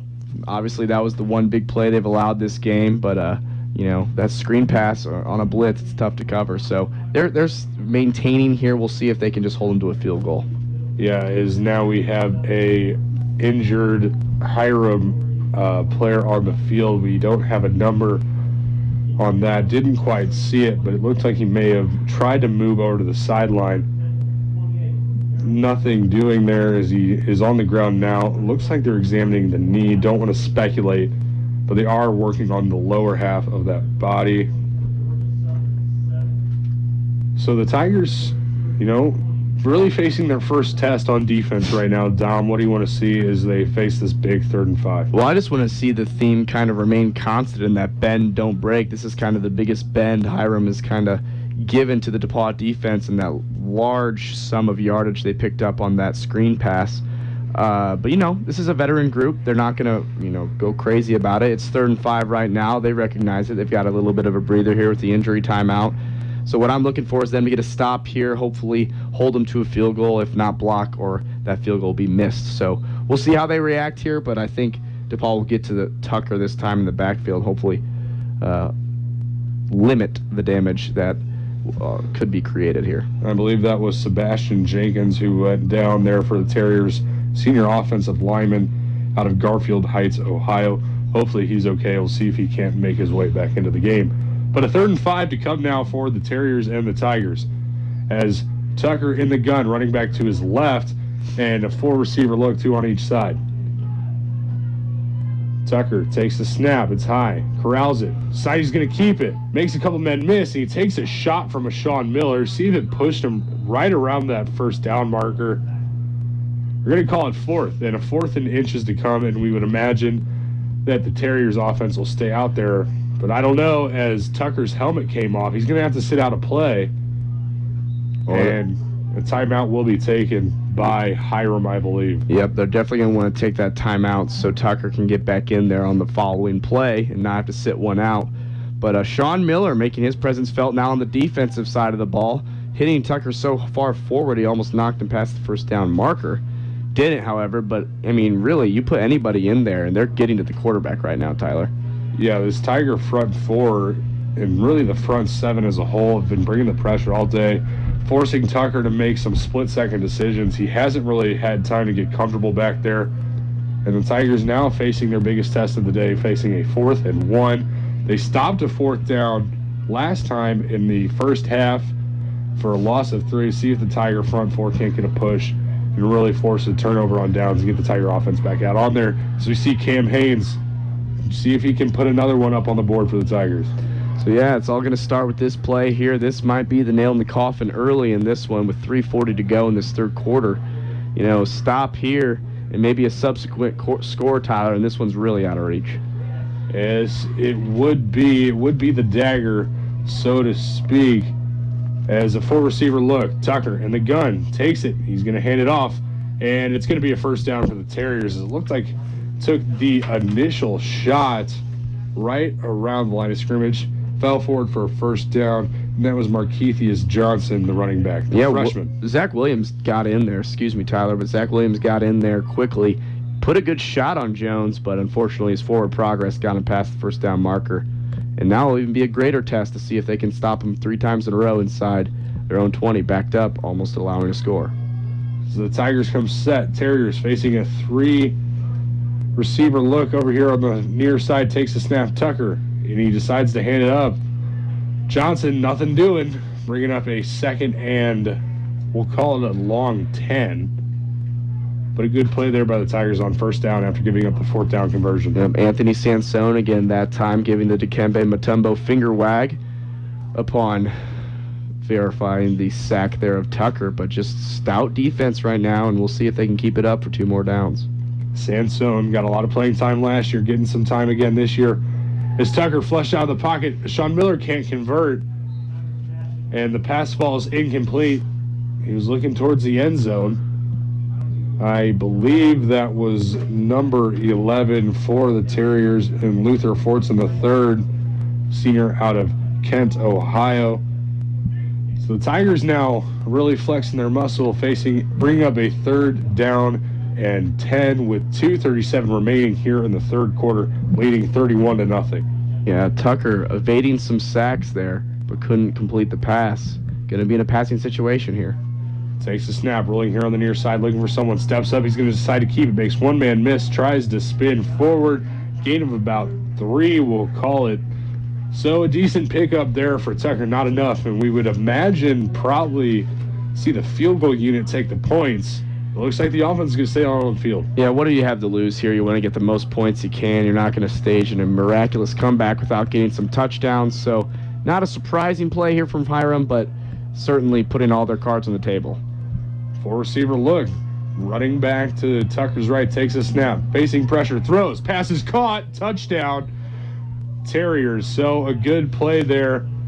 And that was to number 9. To DJ Franklin. So a big play there by the Terriers. Looks like it might have been a hold there on the offensive line. Tucker got the pass off, and the Terriers find the end zone. That's what I was just thinking, Tyler, as Matt Mitch blistered through the line there, as I think it was a blitz there from DePauw.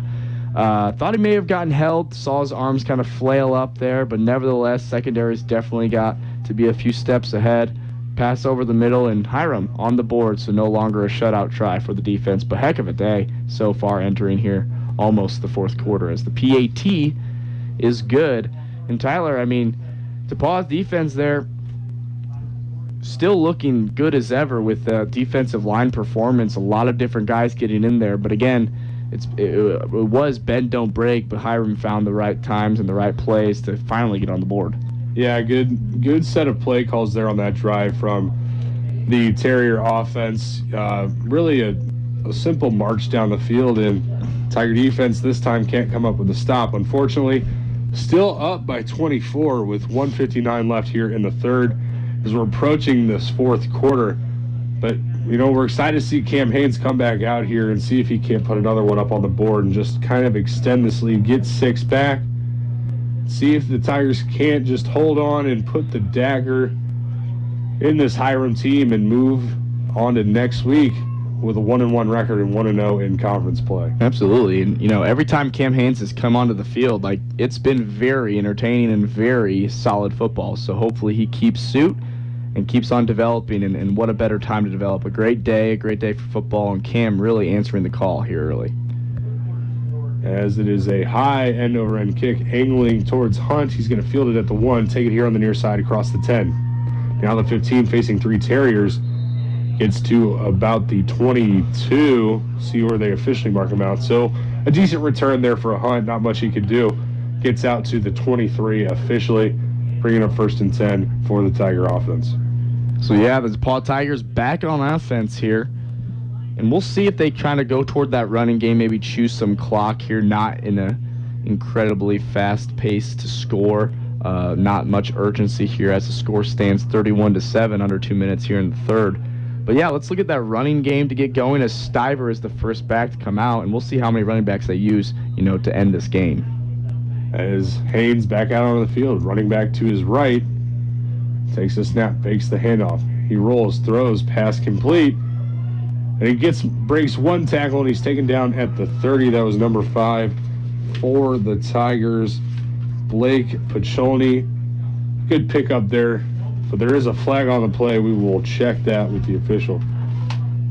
Winston Webb. Offense number 17, 10-yard penalty from the previous spot. Replay, first down. So it looks like they're going to tag the Tigers with a hold there. But nevertheless, a nice run after the catch from Peltroni. Shed some tacklers there. Just yet another name we've called today, but unfortunately negated by the penalty. And that's the first slip-up we've kind of seen from this offensive line as far as penalties go. I'm sure there have been some times where the DePauw running backs have been hit early, but as far as the running backs go. Yeah, the Tigers' offensive line has played an outstanding game so far. Like you said, that's really the first slip-up we've noticed. The running backs have had a lot of room to work. They've given the quarterback time. So really, that one's going to set the Tigers back.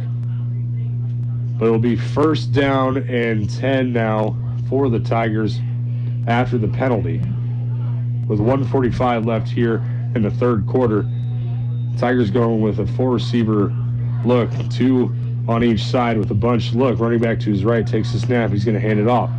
Angling here on the near side, gets across the 30. And I believe that was number 19, Stiver, on the play. So as I said, he gets out in space. He's going to be hard to bring down, hard to catch up to, really. Stiver with a good game, bringing up second and about 3 for the Tigers. Yeah, he really just churns those legs. Tried to find the edge on the near side here that time. Got a nice gain of about 7. And we'll see if they can just keep methodically moving down the field as we almost get under a minute here in the third. Cam takes the snap. He's going to hand it off to Cleveland. Cleveland, patient, makes a couple men miss, bounces off some tacklers. First down, and he lowers his shoulder. He's still going.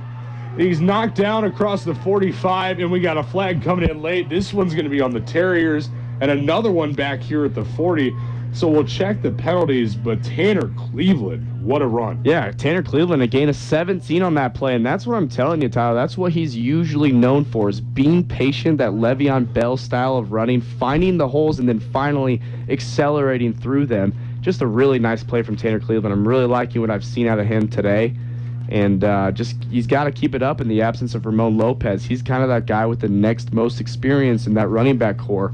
He's showing it today, not fazed by the pressure or anything of the youthfulness of the quarterback, and both of them playing well. But Tanner Cleveland, great job so far today. Yeah, and there are 2 penalties, but there is also a injured Hiram linebacker. That is Christopher Biddy, the sophomore out of Corpus Christi, Texas, working on the back. Seems to be moving all right, maybe just a stinger. Hopefully that's all. He seems to be getting up under his own power as he is walking to the sideline. He is clutching his back, so hopefully he'll be all right as we're approaching 54 seconds left here in the third quarter. But we'll check the penalties here in a second as Biddy gets off the field. But the Tigers finding some success in the running game. After the play, dead ball, personal foul, late hit, defense number 51, 15-yard penalty from the end of the run, automatic first down. So some extracurricular activity going on after the play there, playing to DePauw's advantage after the nice run from Cleveland.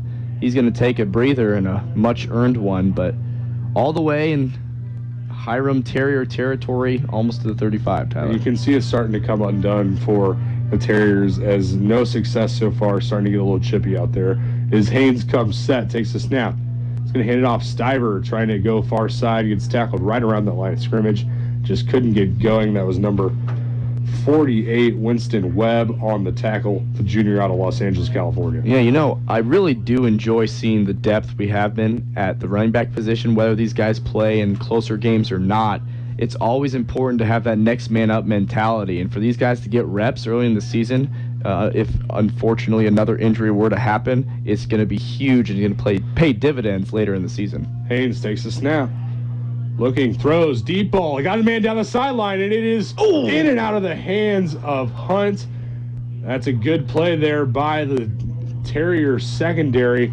Can't get a number on that one, but Hunt had it in his hands, and it was just knocked away at the last second. Really good effort by Hunt that time. I think a deeper throw aiming for that back pylon by Haynes is probably a touchdown, because I think Hunt had a half a step on the defensive back that time. Great effort both ways. Haynes just got to let it loose a little more. And I believe that was Isaiah Azubike on the pass breakup there. A good play not to give up on it. Haynes now comes set. 3 receiver look on the far side, 1 on the near. That is Logan Green as they look to the sideline now. He's got a running back to his right. And now we get a whistle, and it's going to be a timeout, I believe, charged to the DePauw. That's right. I think DePauw took the timeout there as the play clock was running down. Coach Lynch didn't like what he saw. Tough timeout to take, though, especially with 8 seconds to go in this quarter. Not one you want to waste, especially with the score being as it is. But great work so far from this DePauw Tiger offense. Cam Haynes just missing another touchdown, but looking comfortable, all the more comfortable. He's talking back there, being more vocal, and it's just a really good thing to see moving forward in this season. Yeah, you can really see the maturity there. He was upset the Tigers had to burn a timeout there as we are approaching the fourth quarter. Normally you don't see that kind of fire out of a young quarterback thrown into a situation like this. Good to see his maturity there. And Tigers facing a 3rd and 9 with 8 seconds left here in the third. What kind of play call are you expecting here? Are you expecting the Tigers to kind of get a chunk and then maybe go for it on fourth, or get it all right now? Well, they probably have to get to about the 30 or more into Terrier territory to have a realistic chance at a Jake Tanner field goal. So I could see them potentially going for that. I think it might just be a regular play action or a 5-step drop, going for the sticks. Look for Harris to maybe get a reception here. As 3 receiver bunch look on the far side. One here on the near, and Haynes in the gun, running back to his left. Takes the snap, drops back, faces pressure. He's going to step up right into the pressure, but he escapes. And this time he's going to be dropped. Couldn't get all the way outside, and he is still on the ground.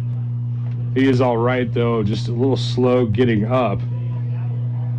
So Haynes dropped back at the Terrier 44, so effectively knocking the Tigers out of field goal range indefinitely. That's going to bring on the junior Ty Johnson for another punt. Yeah, the sophomore linebacker that time, Quavius Hayes, with the sack, along with a couple other Terrier defenders. But yeah, that's going to bring us to the fourth quarter here, and this is the last kind of stanza here in this ball game, Tyler. DePauw just looking solid in all cylinders so far. Yeah, the Tigers really offensively, defensively, and even in special teams, we've seen Ty Johnson have a few good punts. Jake Tanner putting up that 42-yard field goal in the first half. You know, the Tigers, I've really been impressed with the young guys that have stepped up. Noah Jones coming in, the freshman. We've seen Stiver get looks, Hammersley, Hudson. A good look of the young talent upcoming for the Tigers. And, they've been very effective today in filling in a lot of these injuries. And I know that is a big key for Coach Bill Lynch, is to have these young guys step up and get their opportunities. So it's been a fun game to watch. Dom, what do you expect here as we come to the last 15 minutes of this game? Oh, I expect a quick end here. I think a lot of running will be done by both squads, chewing up that clock at a more rapid pace than maybe we're used to with the high-powered passing offense of DePauw. But entering this fourth quarter, I just expect a lot more guys to get touches, a lot more guys to prevent from other guys getting hurt. But looking at the stats here, efficiency is the only word I can think of when I think of Cam Haynes. In a little over a half of football, 11 of 13 for $170 and 3 touchdowns. So completely not fazed by the pressure and doing his thing right now. As the Tigers now, there's a little rushed look there, as it looked like the Terriers were a little slow to come out of the break. So Terriers forced to call a timeout. They have none remaining now after that. If you're just joining us, you're listening to Tiger Football 91.5 WGRE. I'm Tyler Rosen, along with me, my good friend Dom Miranda. Tigers lead at 31-7 as we're about set to start this fourth quarter. And a very good showing as Chase Andrews got his first start. Offense kind of sputtered a little bit here and there. Cam Haynes comes in and he's had himself a day. An absolute day. 2 incompletions, 3 touchdowns, $170 on only 13 attempts. Really efficient, and speaks to the cohesiveness of this offense right now and really buying into what Cam Haynes is putting out there. But Cleveland, 10 attempts for 50 yards and a touchdown. So from the rushing attack, too, finally someone's established themselves and maybe that head guy in Ramon's absence. As Tanner is Seago is, I believe it is Seago. It is comes Seago. in to punt, and a high punt. Takes a bounce just inside the 15, and it's going to be down at the 15. And now we have a flag coming in late. That one's going to go up again. That one's going to go against Good. Got a little too anxious there. Took his man down to the ground. Unnecessary for the Tigers, and Coach Lynch is not going to be happy about No, that. he's not, as he's going to be on the field. Rips his headset off, going right towards Brody Good. But that was Hunter Seago punting, and the senior Seago was named to the All-State AFCA Good Works team just this past week. Seago was diagnosed with type 1 diabetes 1 month before his 8th birthday, and he has brought awareness to the disease in various ways. In fact, he's notably lobbied the Indiana legislature to pass the Safe at School Act, known as Hunter's Law. So really good stuff from Hunter, the senior, doing a lot of good things off the field. You see that with a lot of student athletes here at DePauw, really getting involved in a lot of ways. As Tucker now comes set, 4 receiver look, 2 on each side, takes a snap, rolls far side, pass is complete, and going to be dropped at the 20. That was number 10, Jarris Foreman, the junior out of Laurel, Maryland. Yeah, the DePauw Tiger defense, man, have some new guys in there. Got Rob Jones Cade Jones back there at safety, and you got Hunter CEO coming in as well, changing up the defensive backfield look, and some new guys in the linebacking core as well. Getting some guys some rest, always good to see on both sides of the ball. Tucker, pass complete for a first down, gets across the 30. That was to number 11 for the Terriers. That was Fortson the third.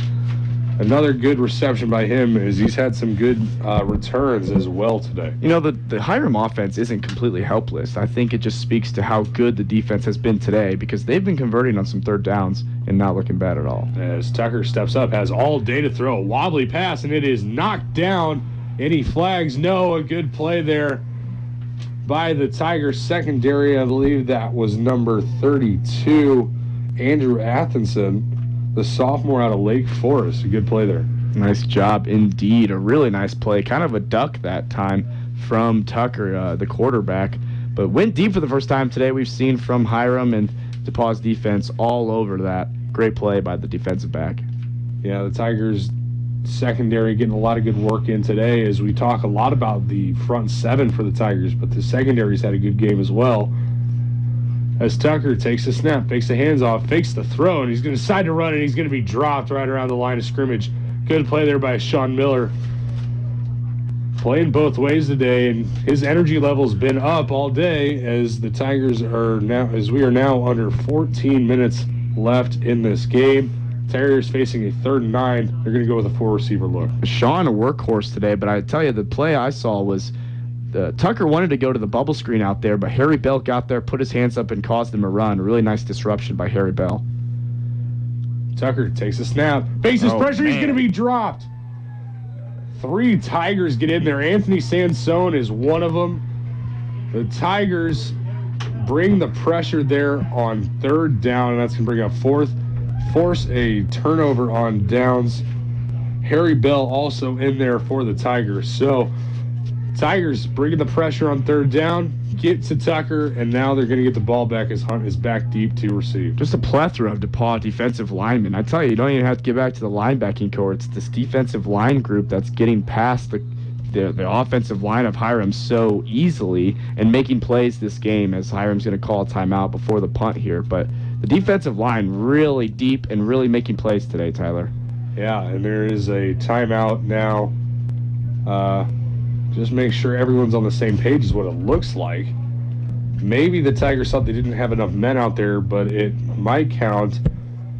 Looks like they may have had enough. Nonetheless, we'll get back going here as Hunt is back deep to receive at the Tiger 35. And on to punt for the Terriers is Dakota Daniel, He's had himself a busy day.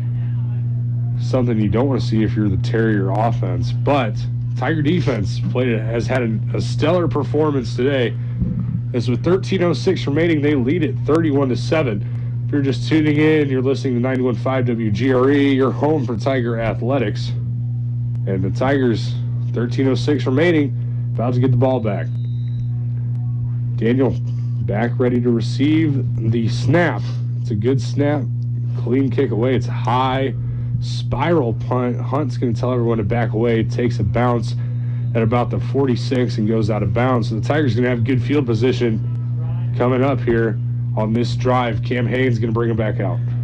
Absolutely. Looking forward to seeing this DePauw offense kind of put a nail in the coffin here. How about a 12-minute drive to end this ball game? That certainly would be nice for the DePauw faithful. Some Indiana scores as far as college football go. IU defeated Ball State today 38-10 in Bloomington.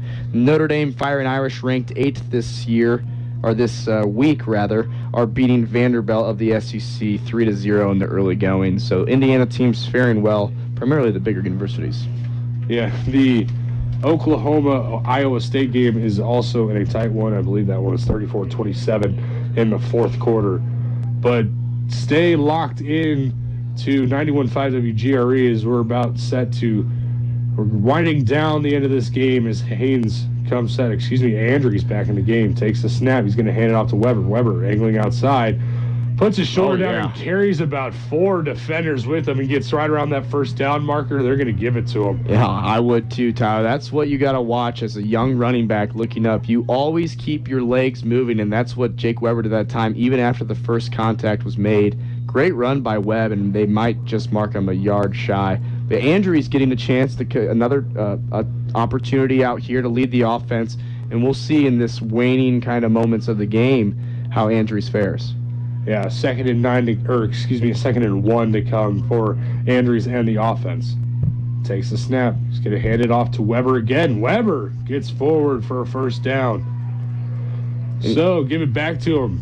And, you know, Tyler, I've just really enjoyed watching our running backs run the ball today. I thought the same of Ramon last week. They're running with a purpose, primarily Weber and Cleveland both. And the young guys coming in, Stiver and Jones, running like they're not scared. It's just really great to see. And at a time where, you know, a senior-heavy team going into the season in all facets is relying on some youth here in just the second game of the season. So it's good to see, and it's a positive sign moving forward. There's no question in my mind. It's definitely been a running back by committee the past couple of years now, and nothing different today. As Andrews takes the snap, he's going to hand it off to Cleveland. He's going to wait, looking for something, and he gets forward to about the line of scrimmage. Looks like he's going to be dropped for a loss, gets the line of scrimmage. You know, seriously, Tyler, in my time here at DePauw, being, excuse me as my voice went out there, but being a player and observing this DePauw football team for the last 3 years that Cleveland's been here, this is some of the most comfortable, natural running I've seen him do, and it's really exciting to see because he's a very talented running back with great vision and all the intangibles to really have a breakout year in his junior season. Yeah, very comfortable back there now in waiting and being patient and making sure he makes the right decision instead of just putting his head down and getting a few here and there. As now the Tigers come set. Andrews, running back on each side, takes a snap, hands it off to Weber. Weber makes a cut up the middle. He's going to be met after a gain of 1 by a few Terriers. And so Weber picks up 1, bringing up 3rd and 9 with 10:55 left in the fourth quarter. And, you know, I would like to see a lot more running backs do that when it is that outside run, trying to find the edge toward the sideline. Is put your foot in the ground. If you see some guys coming up, as Weber did there, in his path, he just put his foot in the ground and got a yard. I'd rather that than a loss of, 2 or going out of bounds even. Yeah, you're incredibly right there, Dom. Just get what you can. No need to force anything, especially up 31-7. 3 receiver look on the far side, 2 here on the near. Andrews all alone in the gun. Takes the snap. Looking. Faces pressure. He's going to roll out here near side. Picks up a block. Looking. He's going to just throw it in the ground. Well, and we have a late hit. Yeah, there comes the flag as Andrews took a shot there. And that penalty is going to go up against number 6, Jorge Valderrama, the linebacker out of Downey, California. He's going to get caught with the roughing the passer. Foul, roughing the passer, defense number 6. 15-yard penalty from the previous spot. Automatic first down. So, yeah, clearly late hit that time from the Hiram defender. They're trying to really put an emphasis on that and protecting quarterbacks, and I think that's just a result of the frustration Hiram has faced today and really nothing going their way, and DePauw consistently being there to swat away their attempts at a comeback. As we said, the discipline has kind of went away from Hiram as the lead has gotten bigger, and nothing seems to be going right for the Terriers offensively. So the Tigers pick up 15, brings a man in motion. Andrews hands it off. Angling outside, going to be dropped at the line of scrimmage. I believe that was number 18, Jackson Hammersley, coming in motion there, the sophomore. Yeah, a really nice play. It looked like it was developing nicely and that Hammersley had some room, but a really nice close that time by the senior linebacker, Quentin Anderson. And I think he's the one that's hobbling up here, a little gimpy. We'll have a brief injury timeout as he limps off to the sideline, but a nice close nonetheless by the defender that time. Yeah, the Tigers trying to bounce it outside again, go with what's working. Terriers all over at that time. And now the Tigers looking to just kind of milk this clock the best they can. We've seen a lot of runs, except for that 3rd down and 9 where the Tigers tried to roll out and pick up a first down through the air, pick up a penalty. That's where we stand right now on this drive with 9:59 left here in the fourth. The stands have started to empty a little bit As the Tigers, we've seen it through every aspect of the game today, Dom. They've really been dominant on all fronts. Just consistent is the word I keep coming back to, and solid performance from special teams, defense, offense. Not many penalties from the Tigers at all. A couple holdings sprinkled in there, among other things.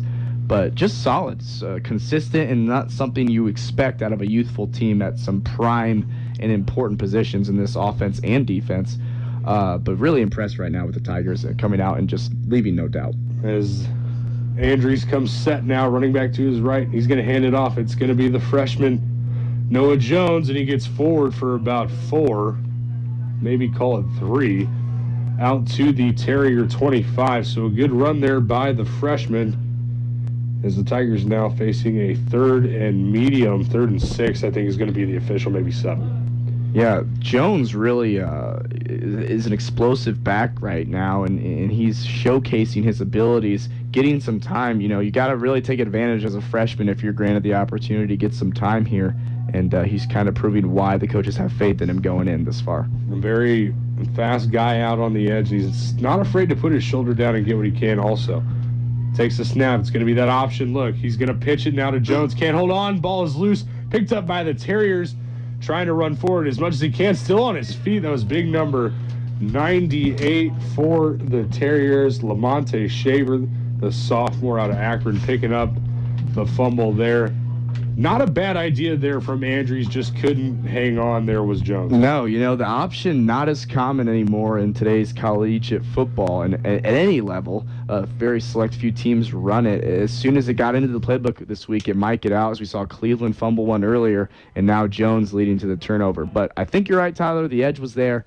Maybe this week in practice, just get a little more practice with that option play.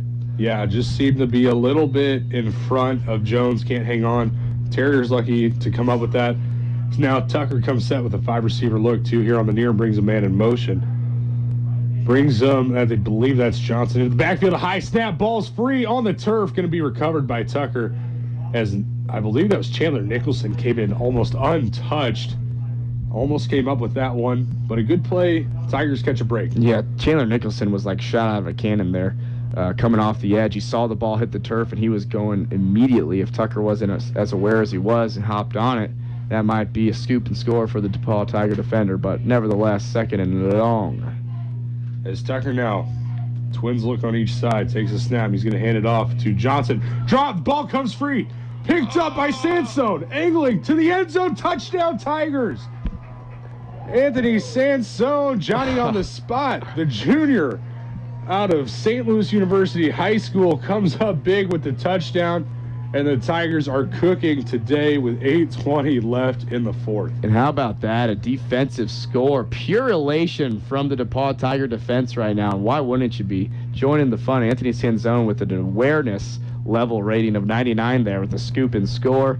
And DePauw is now up 37-7, 38 possibly pending the PAT. And how about that for an exclamation point?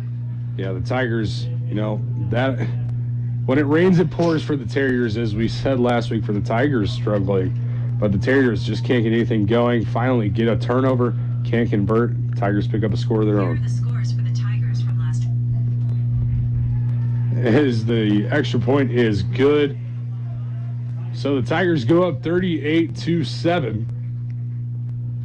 Tom, what did you see there on that last play? Well, I mean, it's really nothing new. The DePauw Tiger defensive linemen have been getting to the quarterback with relentless pressure throughout this ball game, and Anthony Sansone was no exception on that play as he forced it loose, picked it up, and ran to the end zone. Really aware that time from Anthony. Just a nice play you don't typically see out of a defensive lineman. But heck of a way to kind of put a cap on this game. There are 8 minutes and 20 seconds left, but game pretty far out of reach at 38-7. And DePauw, again, just looking consistently good and solid throughout today's ball game.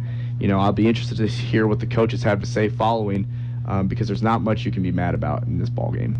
Not at all. The Tigers, like we've said, have been pretty dominant on all fronts of the game. As now Tanner is set to kick for the Tigers, and it's going to be Yarbrough back deep to receive for Hiram alongside Fortson III.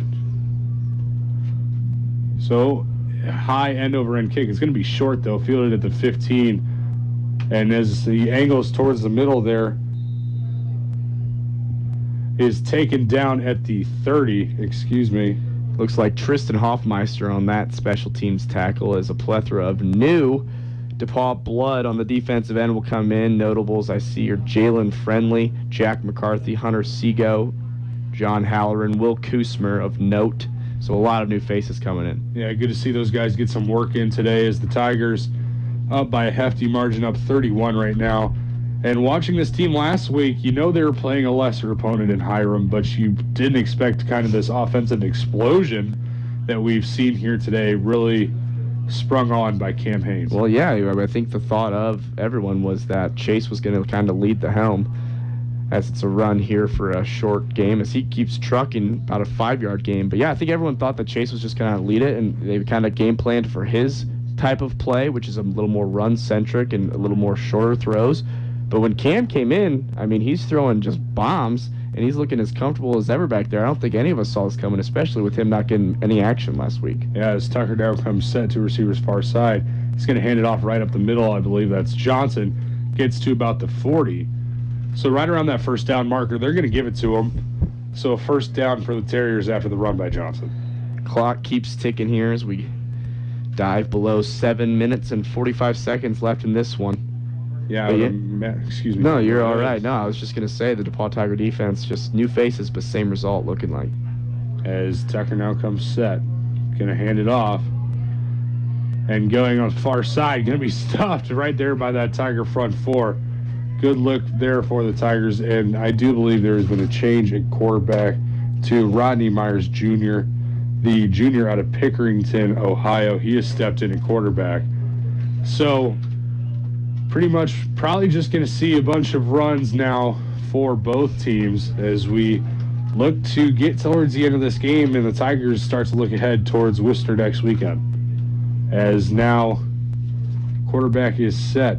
Myers takes a snap, looking, faces some pressure, steps up, spins off a man, and dives forward right around that line of scrimmage. They'll give him one, bringing up a 3rd and 9. Good play there by Myers to escape the pocket. Yeah, nifty spin move there from Rodney Myers Jr. to get as much as he could, that being a yard. But Connor Voorhees on the stop. He's a new face in there for DePauw as well. But yeah, tick, tick, tick. The time just keeps going, and 3rd and long here. And certainly if DePauw gets the ball back, that'll be the last change of possession, I would think. You would imagine so, as now the Tiger defense faces a 3rd and 9. Myers in the gun, takes the snap, looking, steps up, rolls far side, and he's going to look downfield. Pass is intercepted by Jalen Friendly. The junior out of Memphis comes up big, gets the crowd into it as he comes to the sideline. So Jalen Friendly, fresh into the game, steps in front of that one, and a big interception by the junior. Good stuff there from Friendly, and it's just the theme today, Tyler. Everybody is getting involved in every facet of the ball game. Special teams, a plethora of players have made plays, returning and tackling. You know, on the defensive side, a plethora of players getting sacks and into the line of scrimmage and in the backfield. And then on offense, a ton of players making a difference. But Jalen Friendly that time, right place, right time, and got these fans fired up and was really pumped coming off the field, and why wouldn't you be? Yeah, good to see Jalen Friendly get into the game and make an impact. Hard-working player. Junior now finally in a role to get some time. Makes the most of it today. 6:09 left to play in the 4th. Tigers take over at the Terrier 47. Andrews back out onto the field, takes a snap. He's going to hand it off. Running right up the middle, untouched, to the 20. 10, 5, house, touchdown Tigers. First play from scrimmage. That was number 18, Jackson Hammersley is what it looked like. Oh, no, I think it was Stiver. Yep. That 18 and 19 really look similar on these jerseys. Stiver, nonetheless, turned on the Jets and got into the end zone. Big play for the Tigers. And tack on one more, Dom. There's going to be another change of possession. Absolutely. I mean, my gosh, you might as well not speak in a game of this. I mean, there's a lot going on. We were talking about Stiver when he's been in today, that he is fast if he gets in the open field. Tyler, I don't think he was touched going to the end zone that time. Just put on the Jets, changed hand positions, and was off to the races. DePauw, man, it's got to feel good after a week as miserable weather-wise and just everything that happened to have a performance like this. It's got to feel good. And I guarantee it feels great for everybody involved, but definitely for Coach Lynch, the extra point is good. However, you don't think that a team is ever going to have doubts about themselves. But, those thoughts might start to creep into your mind after a performance like last weekend. Come in playing a very good team to start. You're excited. You're anticipating a good game, and it's what you get. You end up on the losing side. And with the way your offense played, you might start to get a little worried. Tigers come out today firing on all cylinders, and they lead at 45-7 with exactly 6 minutes left. Absolutely, Tyler. I mean, I couldn't have said it better myself. The focus was there after a loss. DePauw is not accustomed to losing that opener, and kind of starting the season rather, with your back up against the wall and kind of clawing and scratching to make the playoffs, because that's the ultimate goal. And so, DePauw, a great performance. Top tier of the NCAC, there's no question about it, have been for the last 4 or 5 years, and showing that despite a loss, they're there, and this is a team that, no matter who's playing, can be solid. Yeah, and this is a team you expect to be in the discussion with Wittenberg and Wabash for a conference title, as Tanner's kick will roll just into the end zone. It was angling towards the sideline, so the ball will come out to the 25. So, yeah, you can see the DePauw seniors kind of taking a step back, taking a break. Zach Williams, Chandler Nicholson, and Brooks Hepp talking over there on the sideline, and they got to be happy with their individual performances, but there's no question, only 7 points allowed, and really only because of one big play that DePauw allowed today. An outstanding defensive effort. 3 turnovers forced, I believe. Yeah, and Coach Hood has to be impressed with the way his defense has played these past 2 weeks, especially today, going against a conference opponent. Always big, always tough to get those conference wins. As Myers comes set, 2 receiver look on each side, takes a snap, hands it off to the running back, angling far side. It's going to be hit right across the 30, dropped at about the 32. That was number 29 for 28, Isaiah Jones, the running back for the Terriers, is what it looked like, as now they come set facing a 2nd and 4. Really fast close that time by the DePauw defender, putting a nice pop on the running back there. Same look for Myers in the Terrier offense. Takes the snap. Going to hand it off yet again. Angling here on the near side. Gets across the 30. Did the ball come free? I believe it did. See if the Tigers come up with it. They do. Oh, my goodness. Another turnover for the Tigers. That's number 48 for the Tigers. And we'll get Wesley Klepak, the sophomore, coming in and coming up with a big turnover there, and we have a Tiger down on the field. We'll check that number when we get an opportunity, but with 5:19 remaining in the fourth, Tigers going to get the ball back again inside the Terrier 35. Now really patting on this score, it looks like, and patting on what the reaction will be to this score from DePauw and Hiram here in Greencastle. But when it rains, it pours, Tyler. I mean, there's just no question. Every player DePauw is putting out there, specifically on defense, is getting to the quarterback in some fashion and making a play. I mean, I gotta give credit to the DePauw coaching staff this last week in preparation for this game, because the focus is at an all-time high, and it's showing. It's tangible here at Blackstock Stadium, today. But yeah, just the DePauw Tiger defense really showing out, really impressing right now. And, even though it's against a lesser team, that momentum will carry no matter who you play. Yeah, the Tigers, like we've said all day, really, every facet of the game, coming up big as they now come set with just over 5 minutes left to play. The offense back out on the field, led by Chase Andrews. He's back into the game after starting this one, as the Tigers come set with a 2 receiver look on the far side, one here on the near. Andrews takes the snap. He's going to hand it off to Weber. Weber running here on the near side, gets forward for about 4, and we'll call it 2nd and 6. Yeah, now it's just a matter of ticking that time down, and if you score, you score. Certainly not trying to pad up the score by any means, but Jake Weber there, nice carry. Just someone you can rely on back there, minus the option plays where the ball was a little muffed sometimes. This is a group that you can really rely on as far as ball security goes, and that's instrumental in limiting turnovers and establishing that running game as we want to moving forward. Andrews now set. Receiver on each side, running back on each side. Takes a snap. He's going to hand it off to Weber. Weber bounces back, tries to go up the middle, gets about 2. So that's going to bring up a 3rd and 4, maybe a 3rd and 5 officially for the Tiger offense. Yeah, man, they just keep trucking right now as Coach Dietz is going ultra conservative as expected here to wind down the game. Just about approaching 4 minutes left, but a 3rd down nonetheless. Let's see if they can convert and really hang on to it here to end this one. So 3rd and 5 upcoming for the Tigers. A 4-receiver look. 3 bunched on the far side. 1 all alone here on the near, and Weber to Andrews' left. Waiting for the snap. He takes the snap. Facing pressure right away. Lost it up towards the end zone. Pass is going to be incomplete.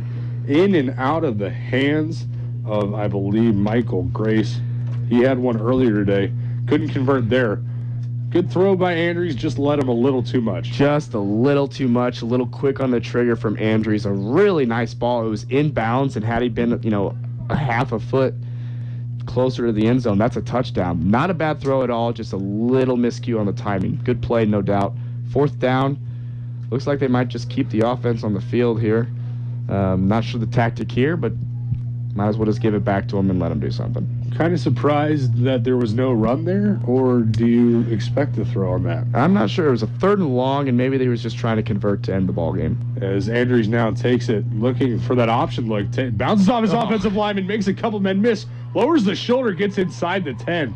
Chase Andrews looked dead to rights at the line of scrimmage, bounced back across the middle, gets upfield for a big gain and a 1st down, bringing up 1st and goal for the Tigers as we're under 4 minutes left in this game. And a big play there by Chase, and there we see the mobility again today. How many times this game have we seen Cleveland, Hunt, Haynes, Andrews escape from pressure? You might pin that on poor tackling from the Terriers, but might also pin that on just playmaking from the DePauw Tiger offense. You've seen that a lot today, and that's what I just mean. A lot of focus and effort is just at an all-time high today, and everyone can see. And you can really tell, especially with a lot of these young guys coming in, that everyone's focused, ready to go when their name is called as Weber takes the handoff, gets forward for a few out to the Terrier 6-yard line. So a really nice start to the NCAC schedule for DePauw, as they have dominated this game in every facet, start to finish. I don't think there was really a lull this game that they weren't in control, Tyler. Really impressive game thus far, and finishing up here as we dip below 3 minutes. As we look ahead to next week, the Tigers will travel for their first road game of the season to face NCAC opponent Worcester. A tough team, a team that is losing a senior quarterback in Gary Muntean from last year. But it should be a fun one, should be a good game. The past couple of years, Tigers have come out on top as Andrews hands it off to Weber. Weber gets forward for a few. Yeah, and that's a great point, Tyler. Muntean was a heck of a player at Worcester. Even when their teams were down as a whole, his performance was at an all-time high. In fact, the game we played at Worcester a couple years ago, we got NCAC Player of the Week, even though DePauw won the game. But a heck of a talent. We had to scout for him really hard, I remember, in the matchups with Worcester. So kind of a sigh of relief to see him gone. Yeah, and the Tigers will look to move to 2-0 within conference play and keep their hopes of a conference championship and a playoff berth.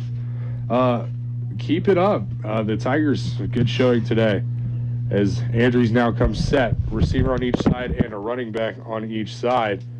Takes the snap. Hands it out to Weber. Weber busting forward inside the 5 to the 2. And as Weber picks up a good chunk of yardage there, now the Tigers face a 4th and goal from the 2. Love seeing Weber. I hope he gets a touch here for a chance at the touchdown, but unfortunately he's coming out. He looks to be favoring that right shoulder, maybe just a stinger. But maybe Cleveland can cap off a really nice day with a 2nd touchdown here as he checks back in with Deaton. But I really enjoyed watching the running backs at work today. The rotations, I think, have been a lot more collective and in the flow of the game. I think I've noticed that today. So give credit to Dietz, Coach McCarroll, the running backs coach, and Lynch, of course, for getting that straightened out with Ramon going down. As Andrews takes the snap, hands it off. He's going to get right around that goal line. I think they're going to mark him a yard short. So a turnover on downs for the Tigers.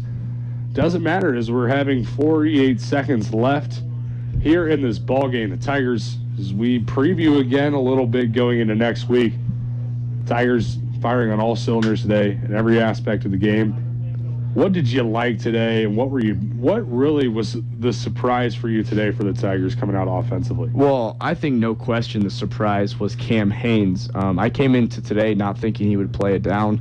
I thought kind of Chase had won that job, but it's an open competition, and it should be. We should go with the hot hand, and I don't even think you go as far as to say now Cam's the starter. I think you go as far as to say is now it's a matter of who's got the hot hand, what matchups are showing us going forward in the NCAC matchups upcoming. But Cam was the surprise. He looked really poised, he was very efficient, and he had some really nice throws translating some offense for the Tigers. As the Terriers take the handoff, move out to their own 15, a big run there on first down, and the clock will stop momentarily with 40 seconds left. Now the Tigers come set again.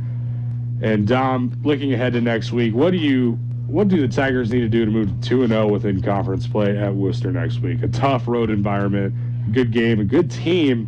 What should we expect from this Tiger team? No, Worcester's not going to be a cakewalk, Tyler. There's no doubt about it. Got to come out and leave no doubt similar to you did this game. What I look forward to next week is them keeping this mentality. This can't go away. This was what made this game so convincing and so, just really good to watch because of how cohesive and how the DePauw Tigers played together today. They played well on all sides of the ball. Cam Haynes coming out and leading. When you have someone you trust back there, it causes you to play better. When there's uncertainty in the backfield at the quarterback position, that causes uncertainty throughout the entire offense. So Cam was the X factor today. Really pumped to see him next week. Defenses just got to keep doing what they do and getting stops, and the offense has just got to keep growing and developing. And come game 5 and 6 and 7, this team's going to be in ship shape. Yeah, the Tigers, that's going to do it for the game here at Blackstock. The Tigers come out with a 45-7 victory over the Hiram Terriers. As we've alluded to all day, the Tigers, a great overall performance in all three portions of the game, special teams, offense, and defense. And they move ahead to another very exciting game, a team in Worcester that's not going to roll over. So the Tigers a big win. They move on to the road next week. Dom, any final thoughts? Yeah, I just think there's a lot of positives to take from this game, and that sounds pretty obvious and commonsensical, of course, because DePauw came away with the victory 45-7. But as far as your youthful talent goes, as far as your depth, not only on defense where we knew the depth was, but on offense where you had more running backs come to play today, more playmakers on the outsides, giving Cam a lot of different options and just a lot more comfort. And that's what I noticed today. DePauw bouncing back from the loss as well as you could have asked. This coaching staff has to be pumped. But it was just good to see DePauw back on the winning side of things and playing solid football.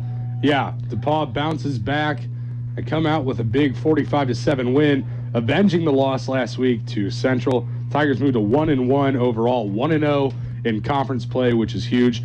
They go on the road next weekend at Worcester.